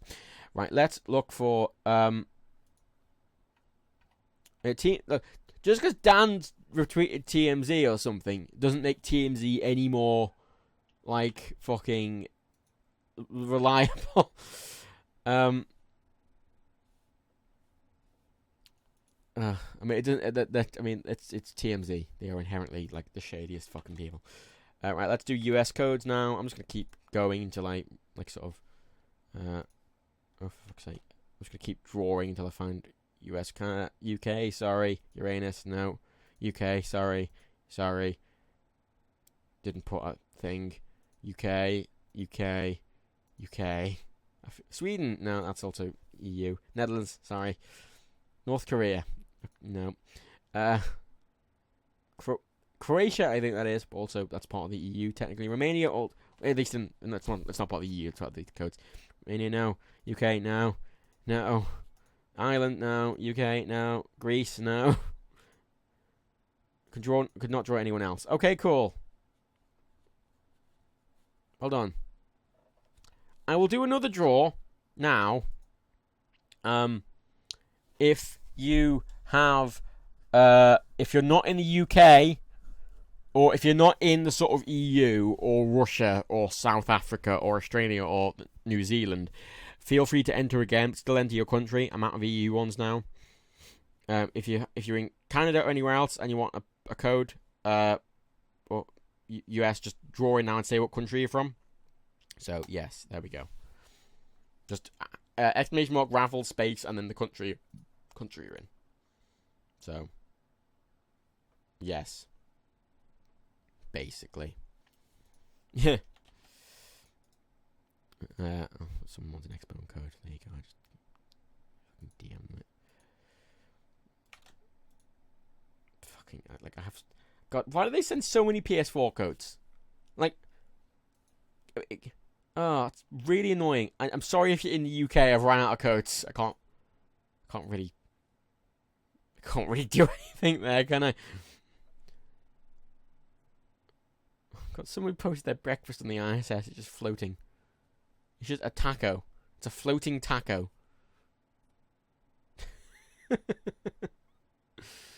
Okay, good. Right, runner vision is on and should show me where to go. Oh, that's really horrible UI wise. Thing is, here's the problem. I want it to point me in the vague direction, but this isn't pointing me in the vague direction. This is pointing me exactly where to go. And half the sort of point of Mirror's Edge was figuring out, you know, what route to take. And I assume this is going to change based on sort of like what skills you've unlocked. It's just. I remember this area from the demo I played at EGX.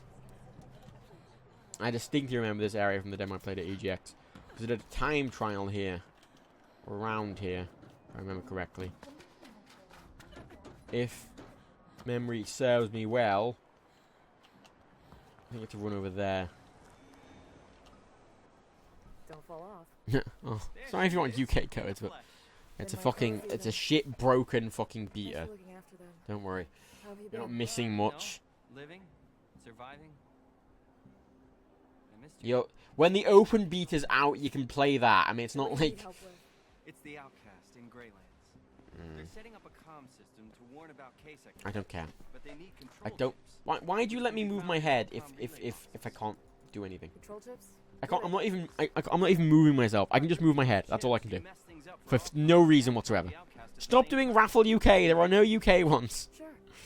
You know me. Always helping those in need.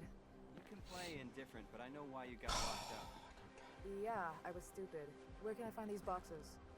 Where can I find these boxes? I have a really Okay, enthusiastic... God, she has such an unenthusiastic voice act. Can you do an X-Bone raffle? I have 4 X-Bone codes left, so sure, yeah. I've been getting a few other components for the Outcast, and with these chips, they'll have everything they need. Oh. Birdman will be glad to see you. Birdman? It's one of the few things that hasn't changed at all. What the fuck? Oh. Alright, I got the Quests. first chip. Quests. The next relay box should be close. Quests. Quests. Well, I'm running around fucking... This is a fetch quest. It's a fetch quest! Why am I doing a fetch quest? This is just a glorified fetch quest. Why are these things marked in... What? Oh, for fuck's sake. I don't like all these random ass things being marked in... What the fuck? I don't care! I hate this game.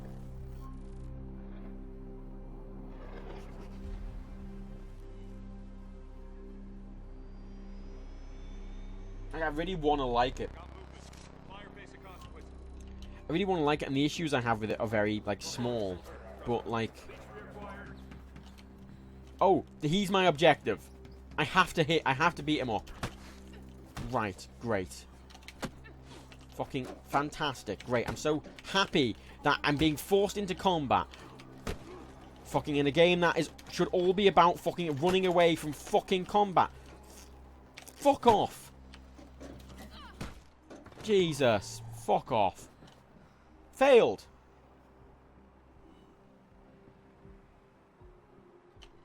What? What? Oh, I have to strafe. I have to strafe, otherwise I fail. Great! Great fucking tutorializing. I still fucking beat him, but I didn't strafe. Oh, fuck, I hate this. Just pulled another chip. Excellent. This will make a difference, I promise you. I hate this. Like...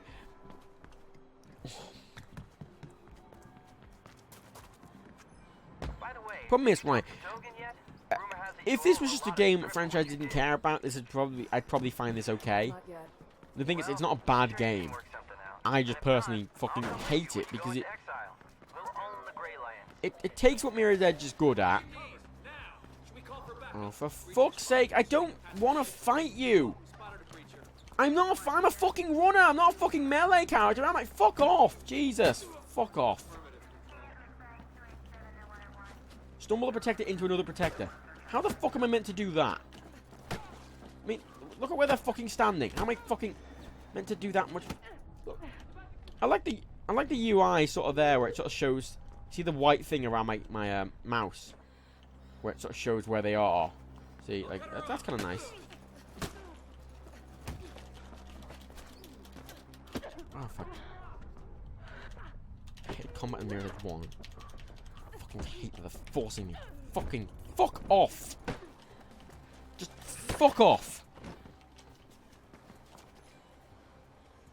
They don't even. It's not even enjoyable combat. It just feels clunky, and it feels like it breaks the flow of a game that Another one. is all about like running and doing things really smoothly, and you just can't do them smoothly. Especially when they have fucking health bars, you can't do them smoothly. Oh, why are her arms super long? Because they're not that long. She's not wearing her toe shoes. She's not wearing the silly toe shoes she was. You know, the one with a little slit. She's not wearing those. I'm very disappointed. They were a distinctive feature. Maybe they were only invented after this fucking game happened. Oh. Nope. No. If you like Mirror's Edge 1, I don't recommend Catalyst. You might like it if you didn't like Mirror's Edge 1 very much. But, just... crashed. Just white. I don't even know how to quit it. How do I quit the game?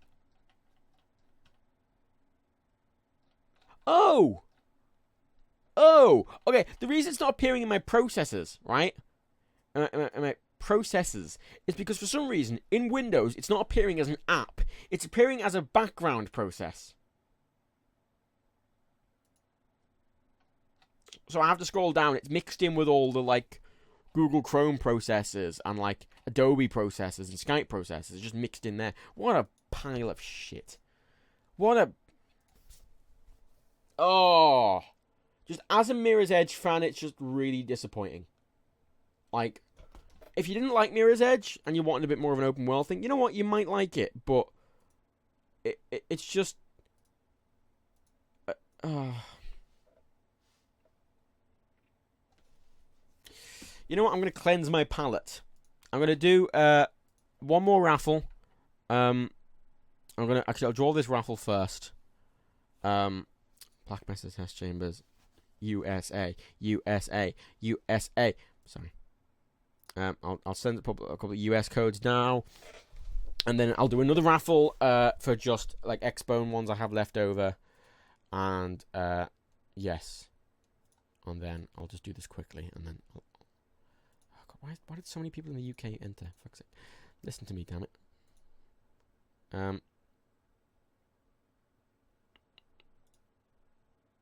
Like, so my final verdict is it's a beta. And I shouldn't say that. Because I complained about this before. I say it's a beta, so it's not representative of the final game. But it totally is, because the final game will be exactly the fucking same. As is evidenced by every, like, beta in fucking inverted fucking commas. Like, I mean, just, legit, just, fuck it. It just, like, I didn't get my hopes up. And it's not something, like, I don't get my hopes up for games, but it's just, I expect them to be as good as the thing it's, you know, the initial, like, the original. I expect it to be a better than the original. And instead, they've just done what every game does, made it bigger, they added fucking more faff to it. Rather than, like, some things are really good as a nice idea. Some of the best games ever are this very simple concept that has been executed flawlessly. Rocket League is a perfect example of that. Mirror's Edge 1 is a perfect example of that.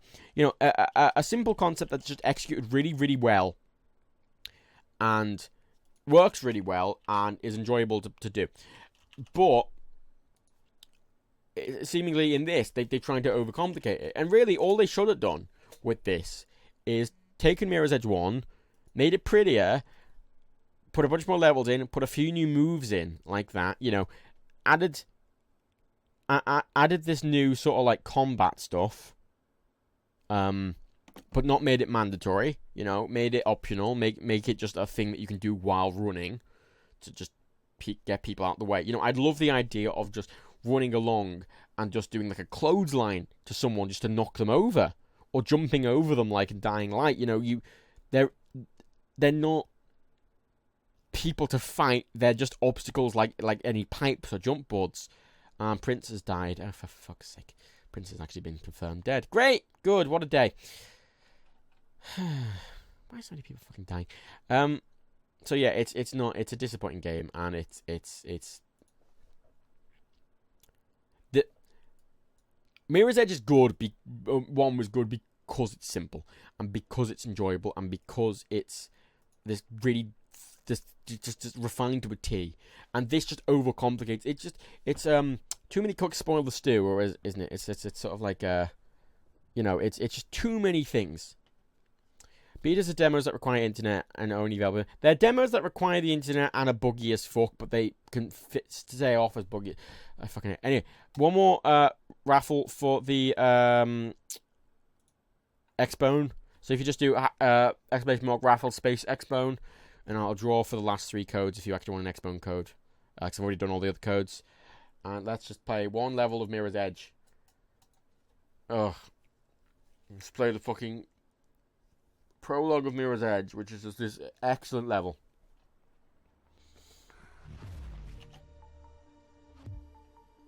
Light attacks do that. Yeah, but it's not like that light attacks are all I can do. It's making me do heavy attacks. It's making me do heavy attacks for missions. It's not like it's optional. You know,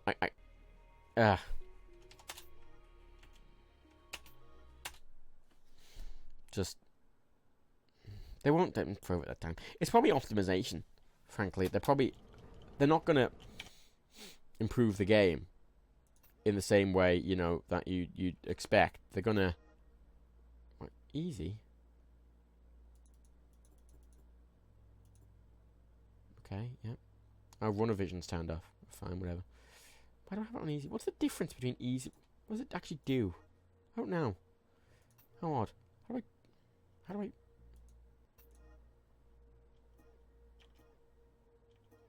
I can't change... Can I change the FOV? I swear I could change the FOV.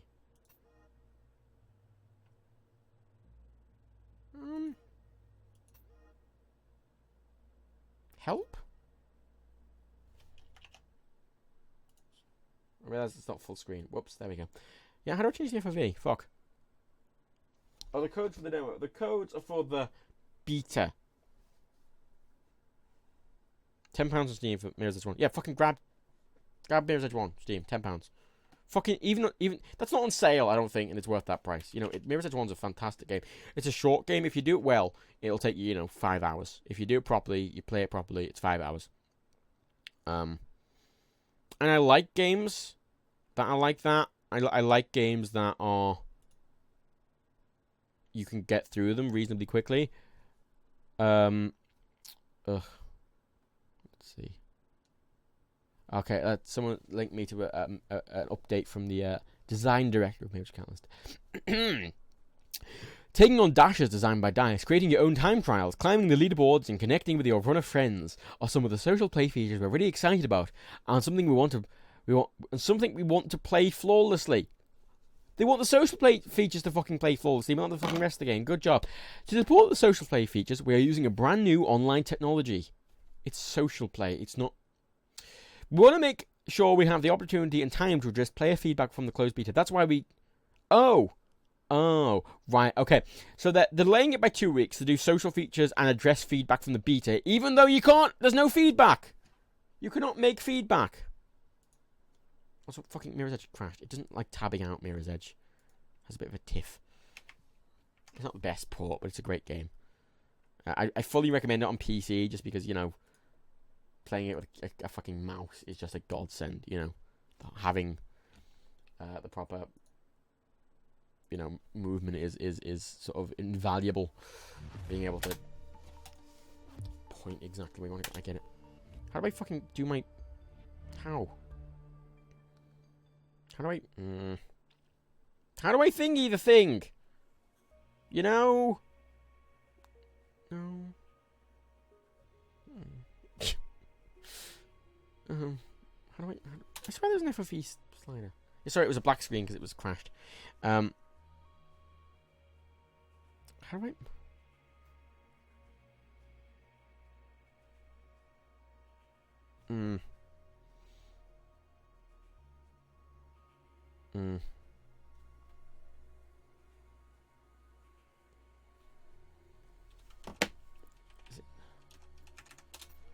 So I'm a bit annoyed. I need to fix the field of view because it's made me sick. I swear there's an FOV slider. I've used an FOV slider in this before.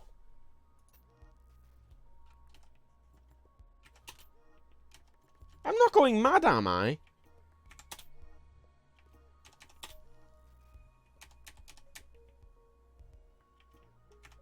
I'm not going mad.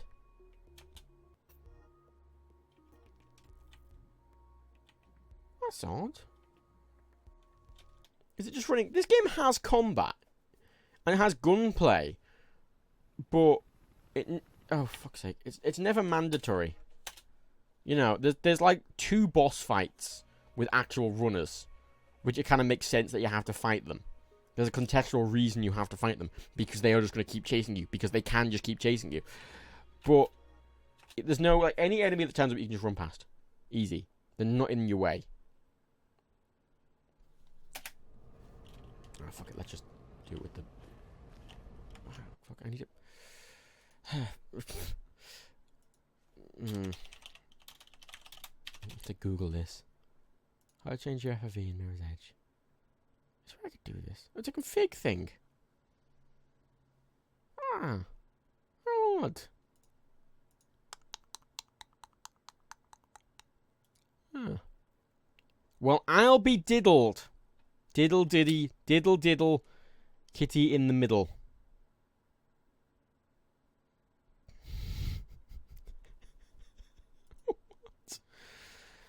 So I'm just gonna have to fix the used profile documents, EA Games, Mirror's Edge. Which is, there's 3 games in there: Sims 2, Mirror's Edge, and Medal of Honor. I hate this as well with publishers where they have a specific folder that they put things in and then they just change it with every fucking game. There's no consistency there. It's very frustrating. Config, TD input. Let's add numpad 7, 8, and 4, 5, and 6. Let's set them to. Such an engine player input. Engine. Fucking. I swear there was a field of use. Maybe I'm just going mad.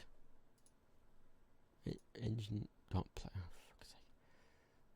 Up. Find. Engine player input. And add in. Look scale. Double click sensitivity. Mouse sensitivity. Oh, what's it on the console? How strange. Enable mouth smoothing. False. Fine. Numpad 4, 5, 6. Sorry. The look of this game is nice. It's a lot simpler, which is good because the new one's like, oh, look at our shiny sun. I don't give a shit about your shiny sun. I wanna run. It's a running game. I wanna run in my running game. Go away. Shut up. Leave me alone.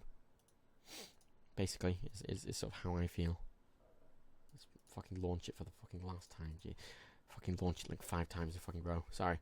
Yeah, Prince is dead. Yeah, that's yeah. A lot of people dying.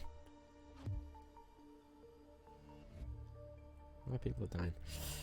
That's a shame. I mean, it's just damn a lot of people who were famous in sort of the 80s and stuff. They're just getting to the age where they're dying now. China and Prince. Victoria Wood as well. It's gonna be at the end of the year when we go through sort of who's died. It's gonna be quite sad. Right, let's fuck. Right. A lot of people are dying young. Yeah, I mean it's just more prone to. Oh, there we go. There's my field of view. Whoa! Right, let's set that to height. There we go. Right. Oh, look at that! A roll! It's almost like I can do that in video games. I mean, Mirror's Edge 1, right. See it's got simple paths. Like, you can do it this way, you can run around. I lagged a bit there, but that's fine. And there are ways to do it as like a speed run. I know Dan did speed runs of it. I'm not the kind of person to do speed runs. They sort of stress me out. But I enjoy just the flow of it. You know, so far we haven't seen a single person. It's just been, hey, run. And also, look, you have all your abilities. You don't gain any abilities throughout the game. There is no progression like that. You are just playing the game. You are a runner with runner skills. God damn it, I wanted to reach that one. Ugh. I forgot the button for this because I was using space in it. Space is my combat button in this. Also, as well, I got really confused when I started playing this on PC for the first time because I completed it on PS3 originally. And I came through here and I went, I don't remember. These are all physics stuff. This game uses physics really nicely. Although just like nice, like transparent sheets of. Yeah, this is the room that we were talking about that's been copied, and it's similar. It's similar. I mean, I think there's a bag like there usually. It's not the same. It's a very similar layout, but it's not the same. Now this here is probably my favorite bit about this game. Why I think Mirror's Edge Catalyst sucks. Hey, you know what? Look at that. Look how I just died because I was shit.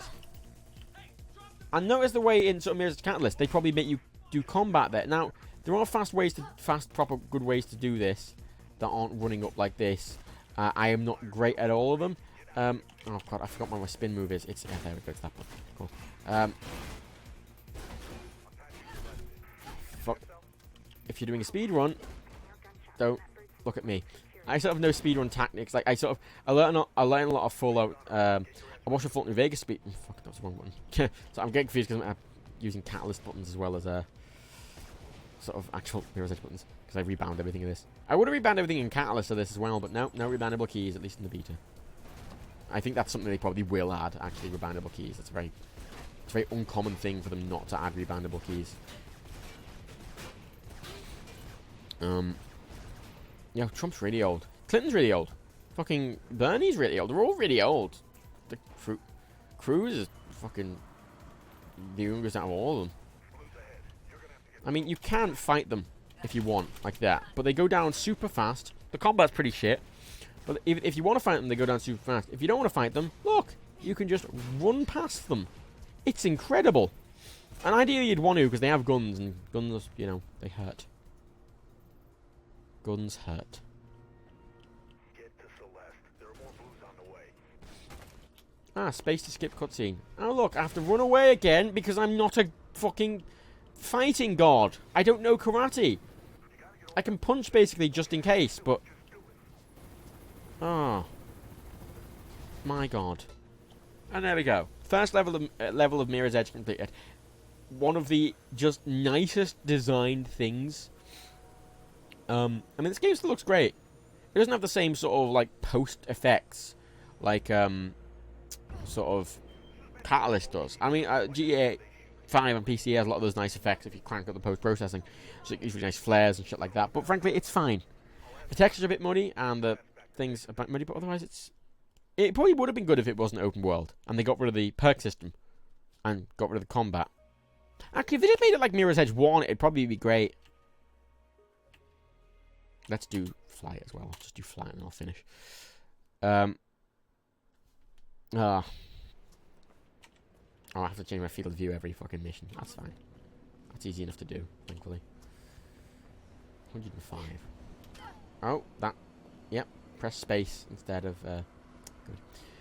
And it sticks you in these levels, and they're more like platforming puzzles than... Because Mirror's Catalyst, it doesn't seem like a platforming puzzle. It seems like a checkbox. It seems like the platforming is secondary to what's going on, the story and everything. But the platforming is front and center. That's all this game is about, is the platforming. You have to figure out how to get around things. You know, you have to figure out how to do things properly. Okay, Drake says there's been some heat on West Island. Yeah, there was since it's linear, there's a lot of clever game design here, you know. And they can't really do that with Catalyst because it's open world. And I think they can a little bit with Catalyst because, you know, you can do some game design with Catalyst, but you know, you can make individual paths. But the problem is when the paths collide, they don't work very well. And it just seemed to mesh. And I was running around, I wasn't quite sure where I was going, and it's a bit even with run. And then when you have runner vision on, it just tells you exactly where to go, which gets rid of any of the actual challenge to it. So either you're completely handicapped or you're fucking being spoon-fed. Which is not... What's the button? Is it that one? Oh, I forgot the button. Fuck. Oh god. I forgot the button. I forgot the button! Fuck. I really like the floor. It's like the co-op. It's co-op symbol. What's that? Oh, it's E. Still got the bound to be. Cool. Yeah, you thought this was Catalyst. No! No, this is better than Catalyst. I mean, they have these stupid load zones, but that's just a sort of product of the time, unfortunately. We have these, like, annoying load zones. I mean, there's sort of a cheat with this, and I think if you, I think Dan showed this cheat off where if you just pause the game, it still loads in the background. It doesn't affect your time trial scores. Hey look, people. Hey look, I'm not fighting them. I'm fucking running because I'm a runner. I'm not a fighter. Amazing, innit? It's fast-paced music. You're running away from something. You're not just running because you can, like in Catalyst. You're running away from something. And you need to run away from something. That's the whole fucking point, is that you're running away from something. Like, you fucking need to run. You need to fucking sprint the fuck out of there. And people come out the elevator. Yeah. Then run through here. That's the wrong way. Fuck. Up here. No. Fuck. I don't know the level quite as well as I wish I did. I never like this room. Actually, I'll say this. I never like this room. There are a couple of very, very finicky rooms in sort of Mirror's Edge. The ship is a fucking great example of a really just crap level.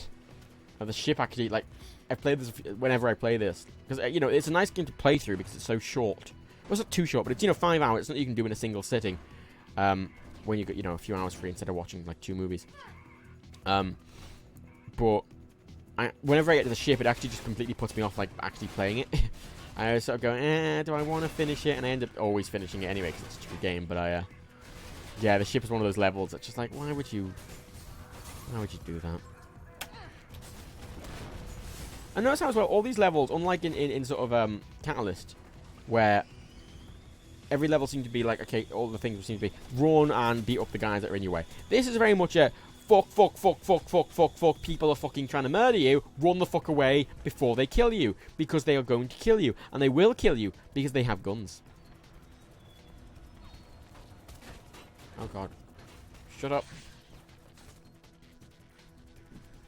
Oh. This is it. It's not. I hate Mirror's Edge Catalyst.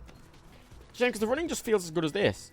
I couldn't. Oh, the running feels as good as this. It's too bad as to say that fucking rolls like that is locked to a fucking mission.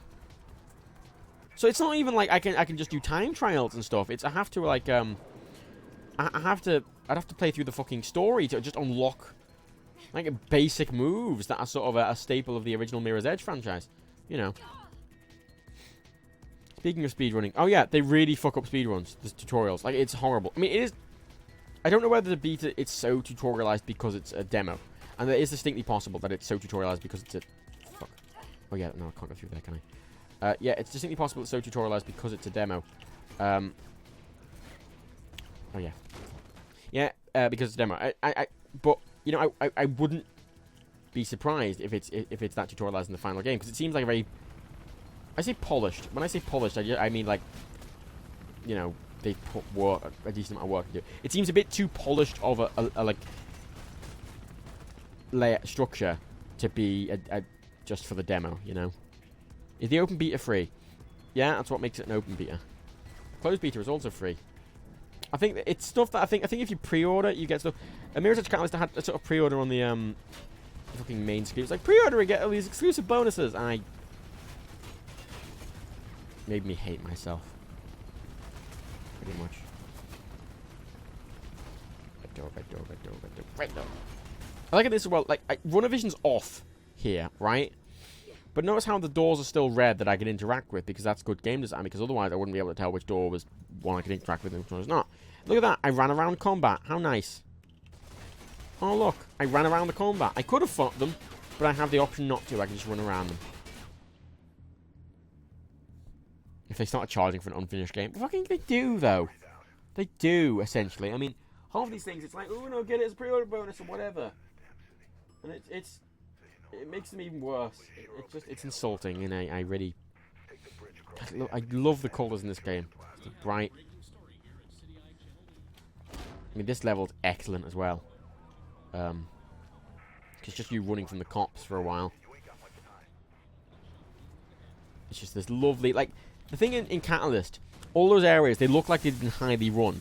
You know, it looked like a lot of people had run through them, and it was sort of designed, sort of, you know, they'd found these good routes, and they were using these routes, and all this bollocks. And in this this area clearly feels like it's never been run on by me before, or anyone.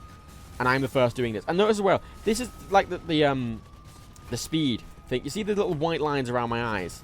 That is the equivalent of Catalyst, like, momentum meter at the bottom left. And for some reason, they couldn't, instead of just doing it like they did in this, with a nice sort of, with a nice sort of UI, like, sort of little wind thing, just to show you going fast. No, they do it with an actual bar, which ruins the lovely minimalist stylings of the game. And making the bar, like, really simple isn't minimal. It's just minimalist stylings on a cluttered mess, you know. It doesn't make it. Centurion Plaza. I swear this is where I was in Catalyst. It's structured that you can just run around them. It is made so you can just dodge them. And it's very nice. Ow. Oh, where'd it go? There. Yeah, literally the only UI on the screen is the white dot, and that's just like an aim rate. I think you can turn that off as well. That white dot, it just helps you center yourself. That's all it is. And it's a very... It's a lovely design, because it's all about the mechanics. This game is all about mechanics. It's all about the mechanics of running. It's all about the mechanics of doing everything. Also, this bit's really confusing, because this guy sort of turns up, right? This is the thing that a lot of people just forget about when they play this, right? This guy turns up, right? I'm not going to skip this cutscene. And then he just disappears. You okay? Come on. Okay, cool. You did good, Faith. No word on what's got the Blues so trigger happy, but I'll keep on it. Alright, cool. Don't worry about your sis, okay? Cool. He never appears in the game again. Well, it's such a good game. I kind of want to play Jackknife as well now. I'm going to play Jackknife and then finish. Actually, no, I hate Jackknife. Yeah, fuck Jackknife. It's Heat. I'll play Heat. Do Heat. Your Catalyst does feel manufactured as fuck. That's the problem. It feels they ticked all the... Oh, they ticked all the open world boxes. They ticked all the things that, oh, it's going to hit this market. Oh, this is going to hit this market. And blah, blah, blah, blah. And it doesn't feel... This game feels like they wanted to try something new, and they did, and they just made it, like, feel really good. And then Catalyst feels like, okay, let's take this idea and then make it, you know, marketable. Which makes sense to them as a company. But it's just, I mean, always generally, these sort of newer games generally also come out very good. I mean, it's same with sort of Assassin's Creed. Assassin's Creed does that a lot now. And thankfully, they're sort of realizing, Ubisoft now, that with, you know, decreasing sales for Assassin's Creed and decreasing just interest in it, that, they have to change the formula a bit for it to, you know, fucking work. Oh, I didn't stand on the fucking other box there. For fuck's sake. And that, like, that little move there, just able to do that from the start is just the nicest thing in Mirror's Edge. Like, you cannot do that in Catalyst without fucking, I was confused here as well. I never know where to go. It's a shame. It really is a shame. I want to like it so much. I have to go over there. Yeah, I want to like it so much. I really do, because I love Mirror's Edge. But, oh. Like, these are these clever sort of, like, somewhat like parkour puzzles. You know, like the first Portal. Like, Portal 2 is excellent, I want to point out. But Portal 1, it was such a simple idea that they sort of went, okay, let's run with this simple idea. Let's refine it to a point. And let's just fucking make it simple as fuck and make it work and get the mechanics down, blah, blah, blah. That's what they did. And this is what the fuck? That's what they did in this as well.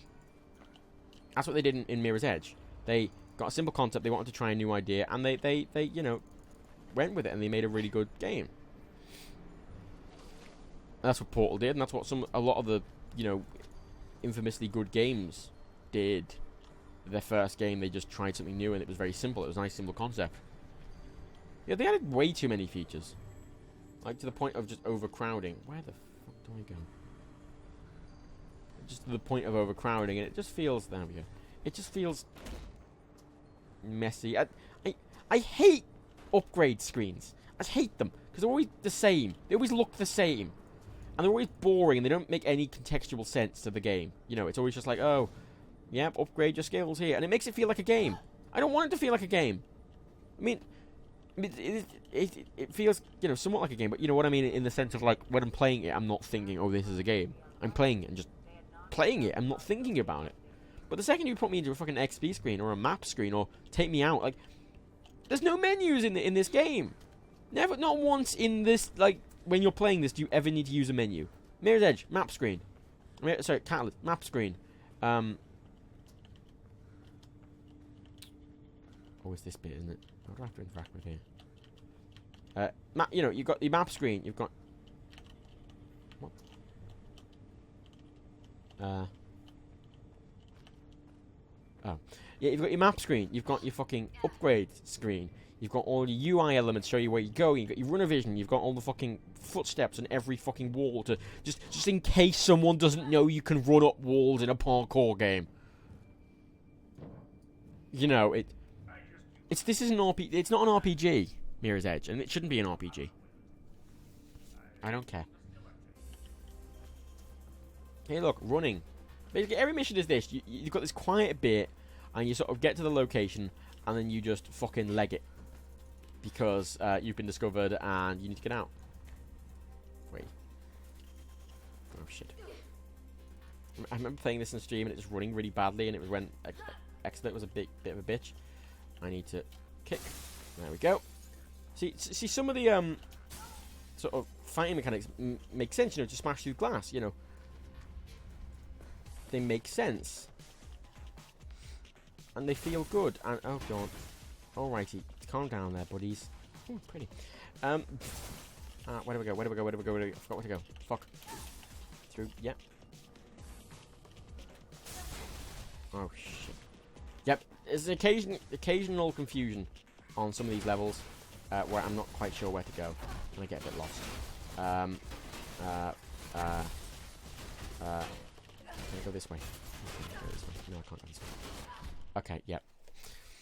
Yeah, God, this is very patronizing. It's like, oh, you can run up this wall. No shit, it's a fucking running game. I fucking expect to run up the fucking wall. If you told me I couldn't run up the wall, I'd be very distressed. And there are some walls that you can't run up.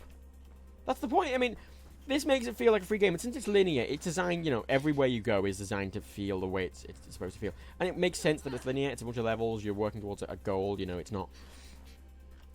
This level makes sense. It's not... It doesn't feel linearly designed. It feels purposely built. Is there a hatch somewhere I can go? No. Yeah, I always get confused on this level. And I don't know why. Ooh. Ooh. I need to get up there.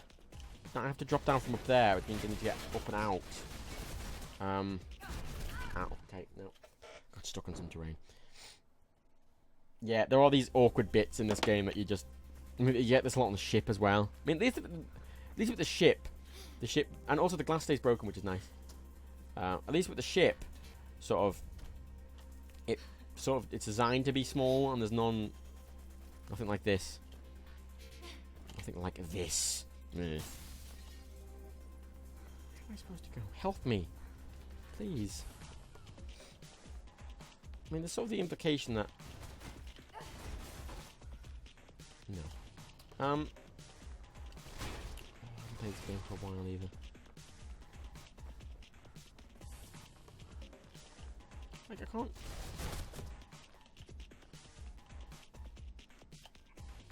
Jump off those... What boxes are... See, those boxes? What are those boxes? If only there were shoe markings. Well, the thing is, I think this is part of the game, because you have to figure shit out yourself. You know, I mean, it's all well and good me being confused, and I think... Oh, those boxes. Yeah, I think Runner Vision would normally show those, wouldn't it? Yeah. I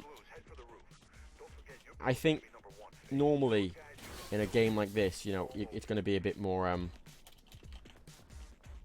obvious what you... Oh, I mean, in fact, I think this is just because it's hard mode, because normally stuff would be marked. But, oh shit. But it's fine, because you have to figure it out. That's the half the point. You know, you're not spoon-fed. And it's not like it's hard for new players. It's not like Dark Souls where it's like, oh, get good. No, it's not. It's legitimately think about it, spend a little time with it, figure out what you're doing. You know, I played this game a lot and I still forget stuff. Oh god, yeah, I was a bit slow there, so they came in a bit early. Yeah, if I was, yeah, I stumbled there. See, if I don't stumble, I'll be able to get past them as they're coming out the door, as opposed to... There we go. Everything's structured, so you can run away, because it's a runaway game.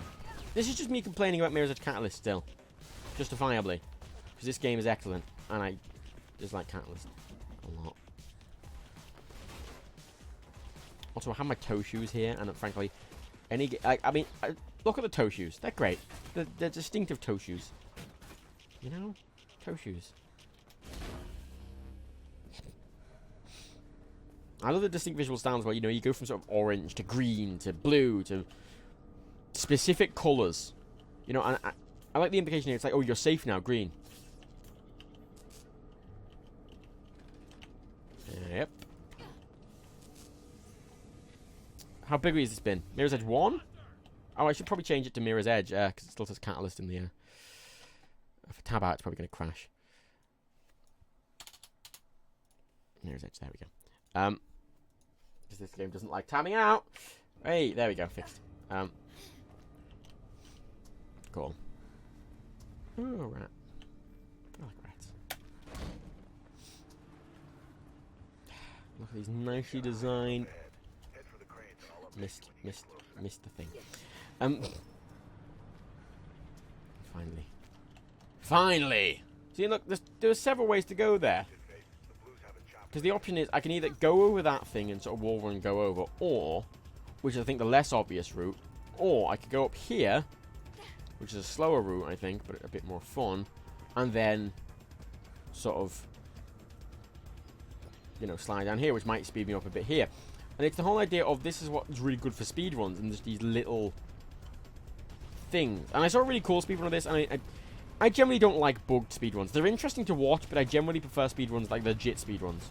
I don't know what they're called, what the formal terminology for them is. But you know, speedruns that don't utilize exploits or bugs or anything like that. You know, because you know the New Vegas speedrun was amazing, but it relied on sort of a bug to get him into Camp McCarran quicker and up to the monorail, a bug to sort of break his legs and make himself walk faster, you know, a lot of stuff like that. And that's fine, it's interesting to watch, but I prefer...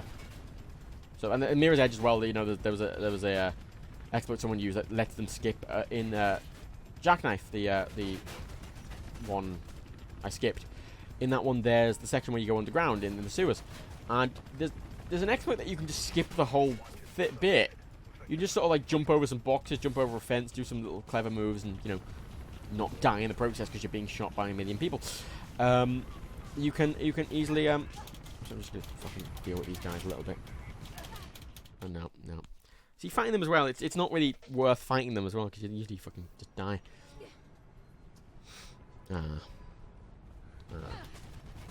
Shut up, fucking helicopter. I'll finish up this after this mission as well. It's all about momentum. It's all about flow. I mean, you could probably make that jump without stopping there. There's probably a better way up here. That What am I? Stop it! Fake! Fuck's sake! There's probably a better way through there. And because it's so specifically designed for everything, and you know, you can cut every corner and you can just smooth off like, you know, half a second. And I like it when they exploit in the game. I find it interesting when they exploit the game. I died. I find it interesting when they exploit. That's the thing. If you stop moving, you die. Yeah, I like it when they exploit the game. It's interesting. I'm not saying it's not valuable. I just kind of... I think speedruns that utilize glitches are a bit more interesting because you've had to find the fucking bugs in the first... Oh, fuck it. What are you doing? You had to find the bugs in the first place. I need to get up there. You need to find the bugs in the first place. Fuck, I shouldn't bother fighting them. Yeah, and that's interesting. But I think actual legit speedruns, that sort of, I like to see how fast someone can do the game legitimately. You know, it's all well and good seeing people use exploits, but there's a lot of skill involved in that as well. But I think when you do the game legit, there is a very good amount of skill involved. You know, I always do this bit shit because the way it sort of advertises going is up those pipes, but you can't go up those pipes if being shot at. This is the original. I like that you can't tell the difference though. I like that people are having difficulty telling the difference between this and the new one. And they don't look very different, frankly, but the new one just somehow runs like utter garbage. There's a faster way up there. There.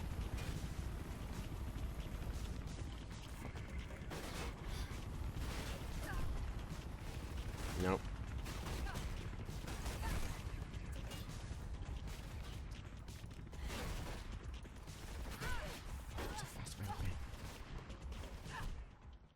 I'm learning the any percent run of this speed run. Oh. Well, no, I prefer skip. Like the thing is, exploitation is interesting because bugs are fucking great. You know, like that thing, doing them properly, like doing that fucking one in New Vegas where he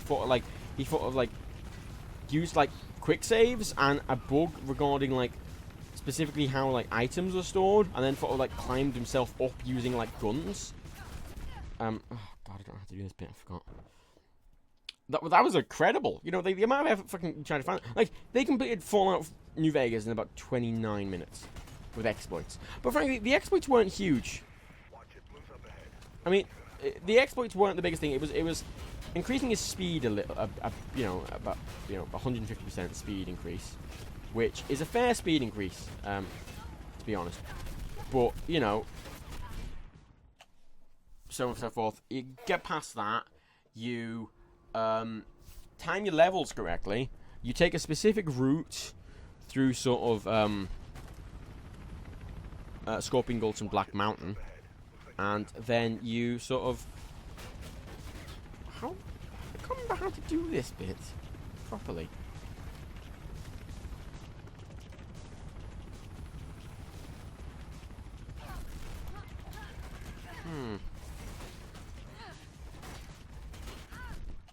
Yeah, I can't remember how to do this bit.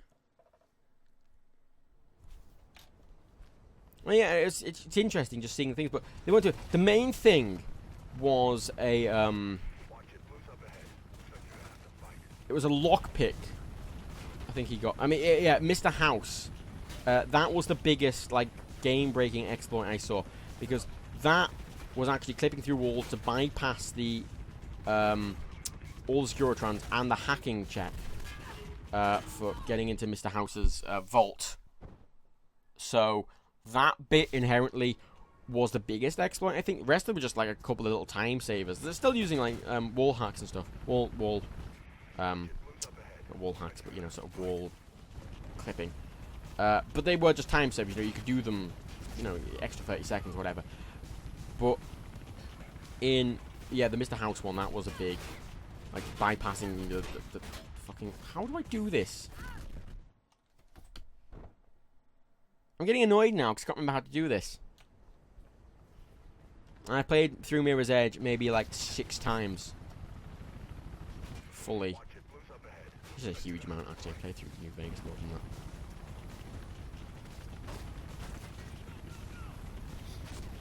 But I don't have to kill them. Because I can't get up here without them killing me.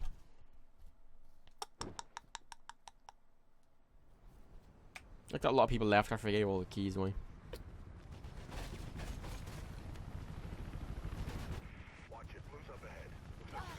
Looks like you're gonna have to fight, but there is a way to do it without fighting. I know that. I legitimately know that, but there is a way to do it without fighting, and I can't remember how.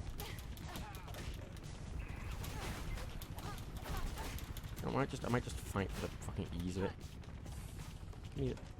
Right. The gunplay's shit. Like, there's no recoil or anything, but you know what? Fuck it, I'll just get rid of them. It's easier. Can't bother faffing around with this area much longer. A lot of people, I've heard people complain about the subscription tab. I think it might be bugged at the moment. I don't think that's a legitimate thing that YouTube are doing. I think it's literally a bug. It's a bug. Bug. A lot of people complain about the way I said bug. I think John commented on the way I said bug. Boxes by the door on the left. That's too late now, innit? I keep missing the boxes. I think the boxes are the things that, like, unless there's thing by Run-O-Vision, I just wouldn't notice them. So I think I haven't played this on hard before. Telltale scuff marks on their clothes. Unexplained scrapes, bruises, or broken bones. Unreliable or unexplained absences from work or school. Calluses on the palm, knuckle, and fingertips. Fondness for the colour red. The newest threat to your children. Running. Ooh. Running is a big threat. Running is a big threat. Money. Like, I don't think I pronounce that many things weird, but some people think I pronounce things weird that I don't think I pronounce normally. Like money. Like, how do you want me to say it? Money. Do you want me to fucking put a lot of emphasis on the O? Money. Cheddar. Dosh. Wonga. What am I doing? Money. Cheddar. Dosh. Wonga. Dollar. Fucking. I didn't grab. Bitches get stitches.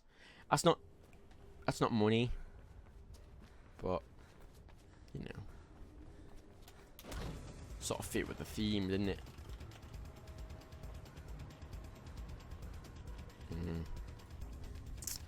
I have to look at mods for Mirror's Edge. Like, I assume people have made map mods for this. You see, they would have had to. I assume people have made some good maps for this. I'll have to look. Shrewsbury. Do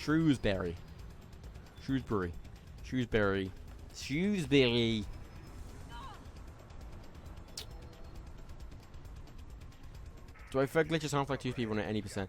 I haven't watched any Half-Life 2 speedruns. I don't really watch speedruns. But, you know, I've watched a Mirror's Edge speedrun. And I've watched... Oh, look, Big Red Pipe. Oh, cool.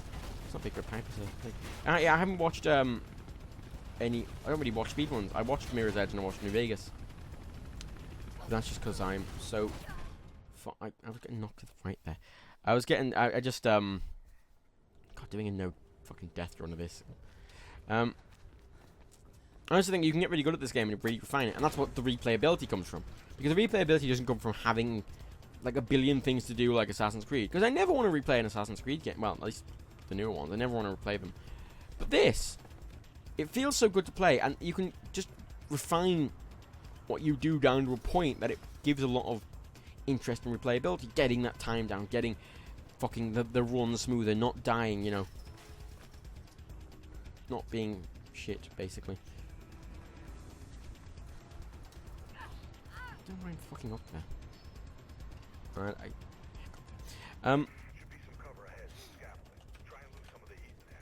try and lose some of the heat from the scaffolding. Oh, I love this bit. This is the bit where the physics really shines. Like not physics, but physics. The NVIDIA proprietary technology known as physics. That's the right way. No, I bounced off something. You don't say any of those words wrong. That's good. And but I pronunciate some things like correctly. Like pronunciate. I love the word pronunciate because you have to pronunciate it so correctly. And it makes you sound posh. So pronunciate. I'm pronunciating the word pronunciate. Didn't mean to get on the ladder. Whatever. I'm pronunciate. I'm fucking this bit up a lot. Yes, I pronunciate things pronunciantly. I need a gun. All these are physics, you see. All these are sheets. And I got really confused when I played this on the PS4 because the PS4 one doesn't have any of these. The PS3 one doesn't have any of these sheets. They got rid of the splat sound. They did. I noticed that. I didn't comment on that because but I did notice that. Yeah.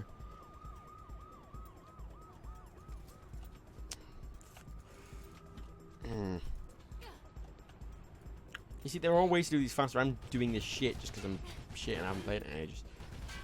Come on. Oh yeah, this bit. Look, right. Watch. Oh, look at that. That's fucking gorgeous. Oh. Like, just them shooting through fucking holes in the thing is a really... Oh, it's such an impressive visual effect. And all these things. And none of these are in the PlayStation version because it doesn't have physics. And I always push that guy. Oh, fuck off. Always push that guy off. Yeah, no, on the PlayStation one. I got so confused when I sort of got on the PC. And it's a very easily rippable sort of like weird plastic fabric. I mean, it wouldn't be that rippable. It'd be pretty strong plastic if this was a real thing. But I like it. It's sort of this nice, fun... physics object. Nice holes. Nice physics, like that. Really, I'm a real fan of that. It adds a lot of nice... It's a nice effect, you know. I'm not really a fan of unnecessary graphical things, but I think that just... It does add to the game in a nice way. Ow. Chopper's got a call from its mom. It's bugging out. Not for long, I'll bet. Who gets a call from their mom? Why does a chopper get a call? Shut up. Shut up, you. I hate you. I just Mirror's Edge Catalyst. It just doesn't do any of this correctly. It doesn't have any charm. It doesn't have any. It doesn't feel like it has any respect for itself. Are you excited for Mirror's Edge 1 in VR? No. This isn't a game that's good for VR. I'm turning fast in this. It's not. You know, VR stuff I want different tiny games with. A lot of people seem to be excited for games that already exist just in VR, like, but they're shit. They're going to be shit. They're not that interesting. I'm interested in VR for the new experiences and control schemes. Like Job Simulator, like that is such. That's a thing that could just never happen on a traditional control scheme. Like it can only be done in VR, really. Do what I think you did? God damn it, girl! I just spilled my Joe all over the keyboard. Hey, can you get a message to Miller? I need to see him. I should have done that. I wish I could do the middle finger. I always forget how to do that. Anyway, yes, I'm done now. 7 o'clock, and that actually timed it really well. Thank you for coming. Business Catalyst is shit. Shit. I don't like it. I hate it. You might like it, but I hate it. Fuck it. Basically. I'm so disappointed. I'm so disappointed. I didn't want to be disappointed, but I'm so disappointed. Anyway, thanks for coming. Goodbye.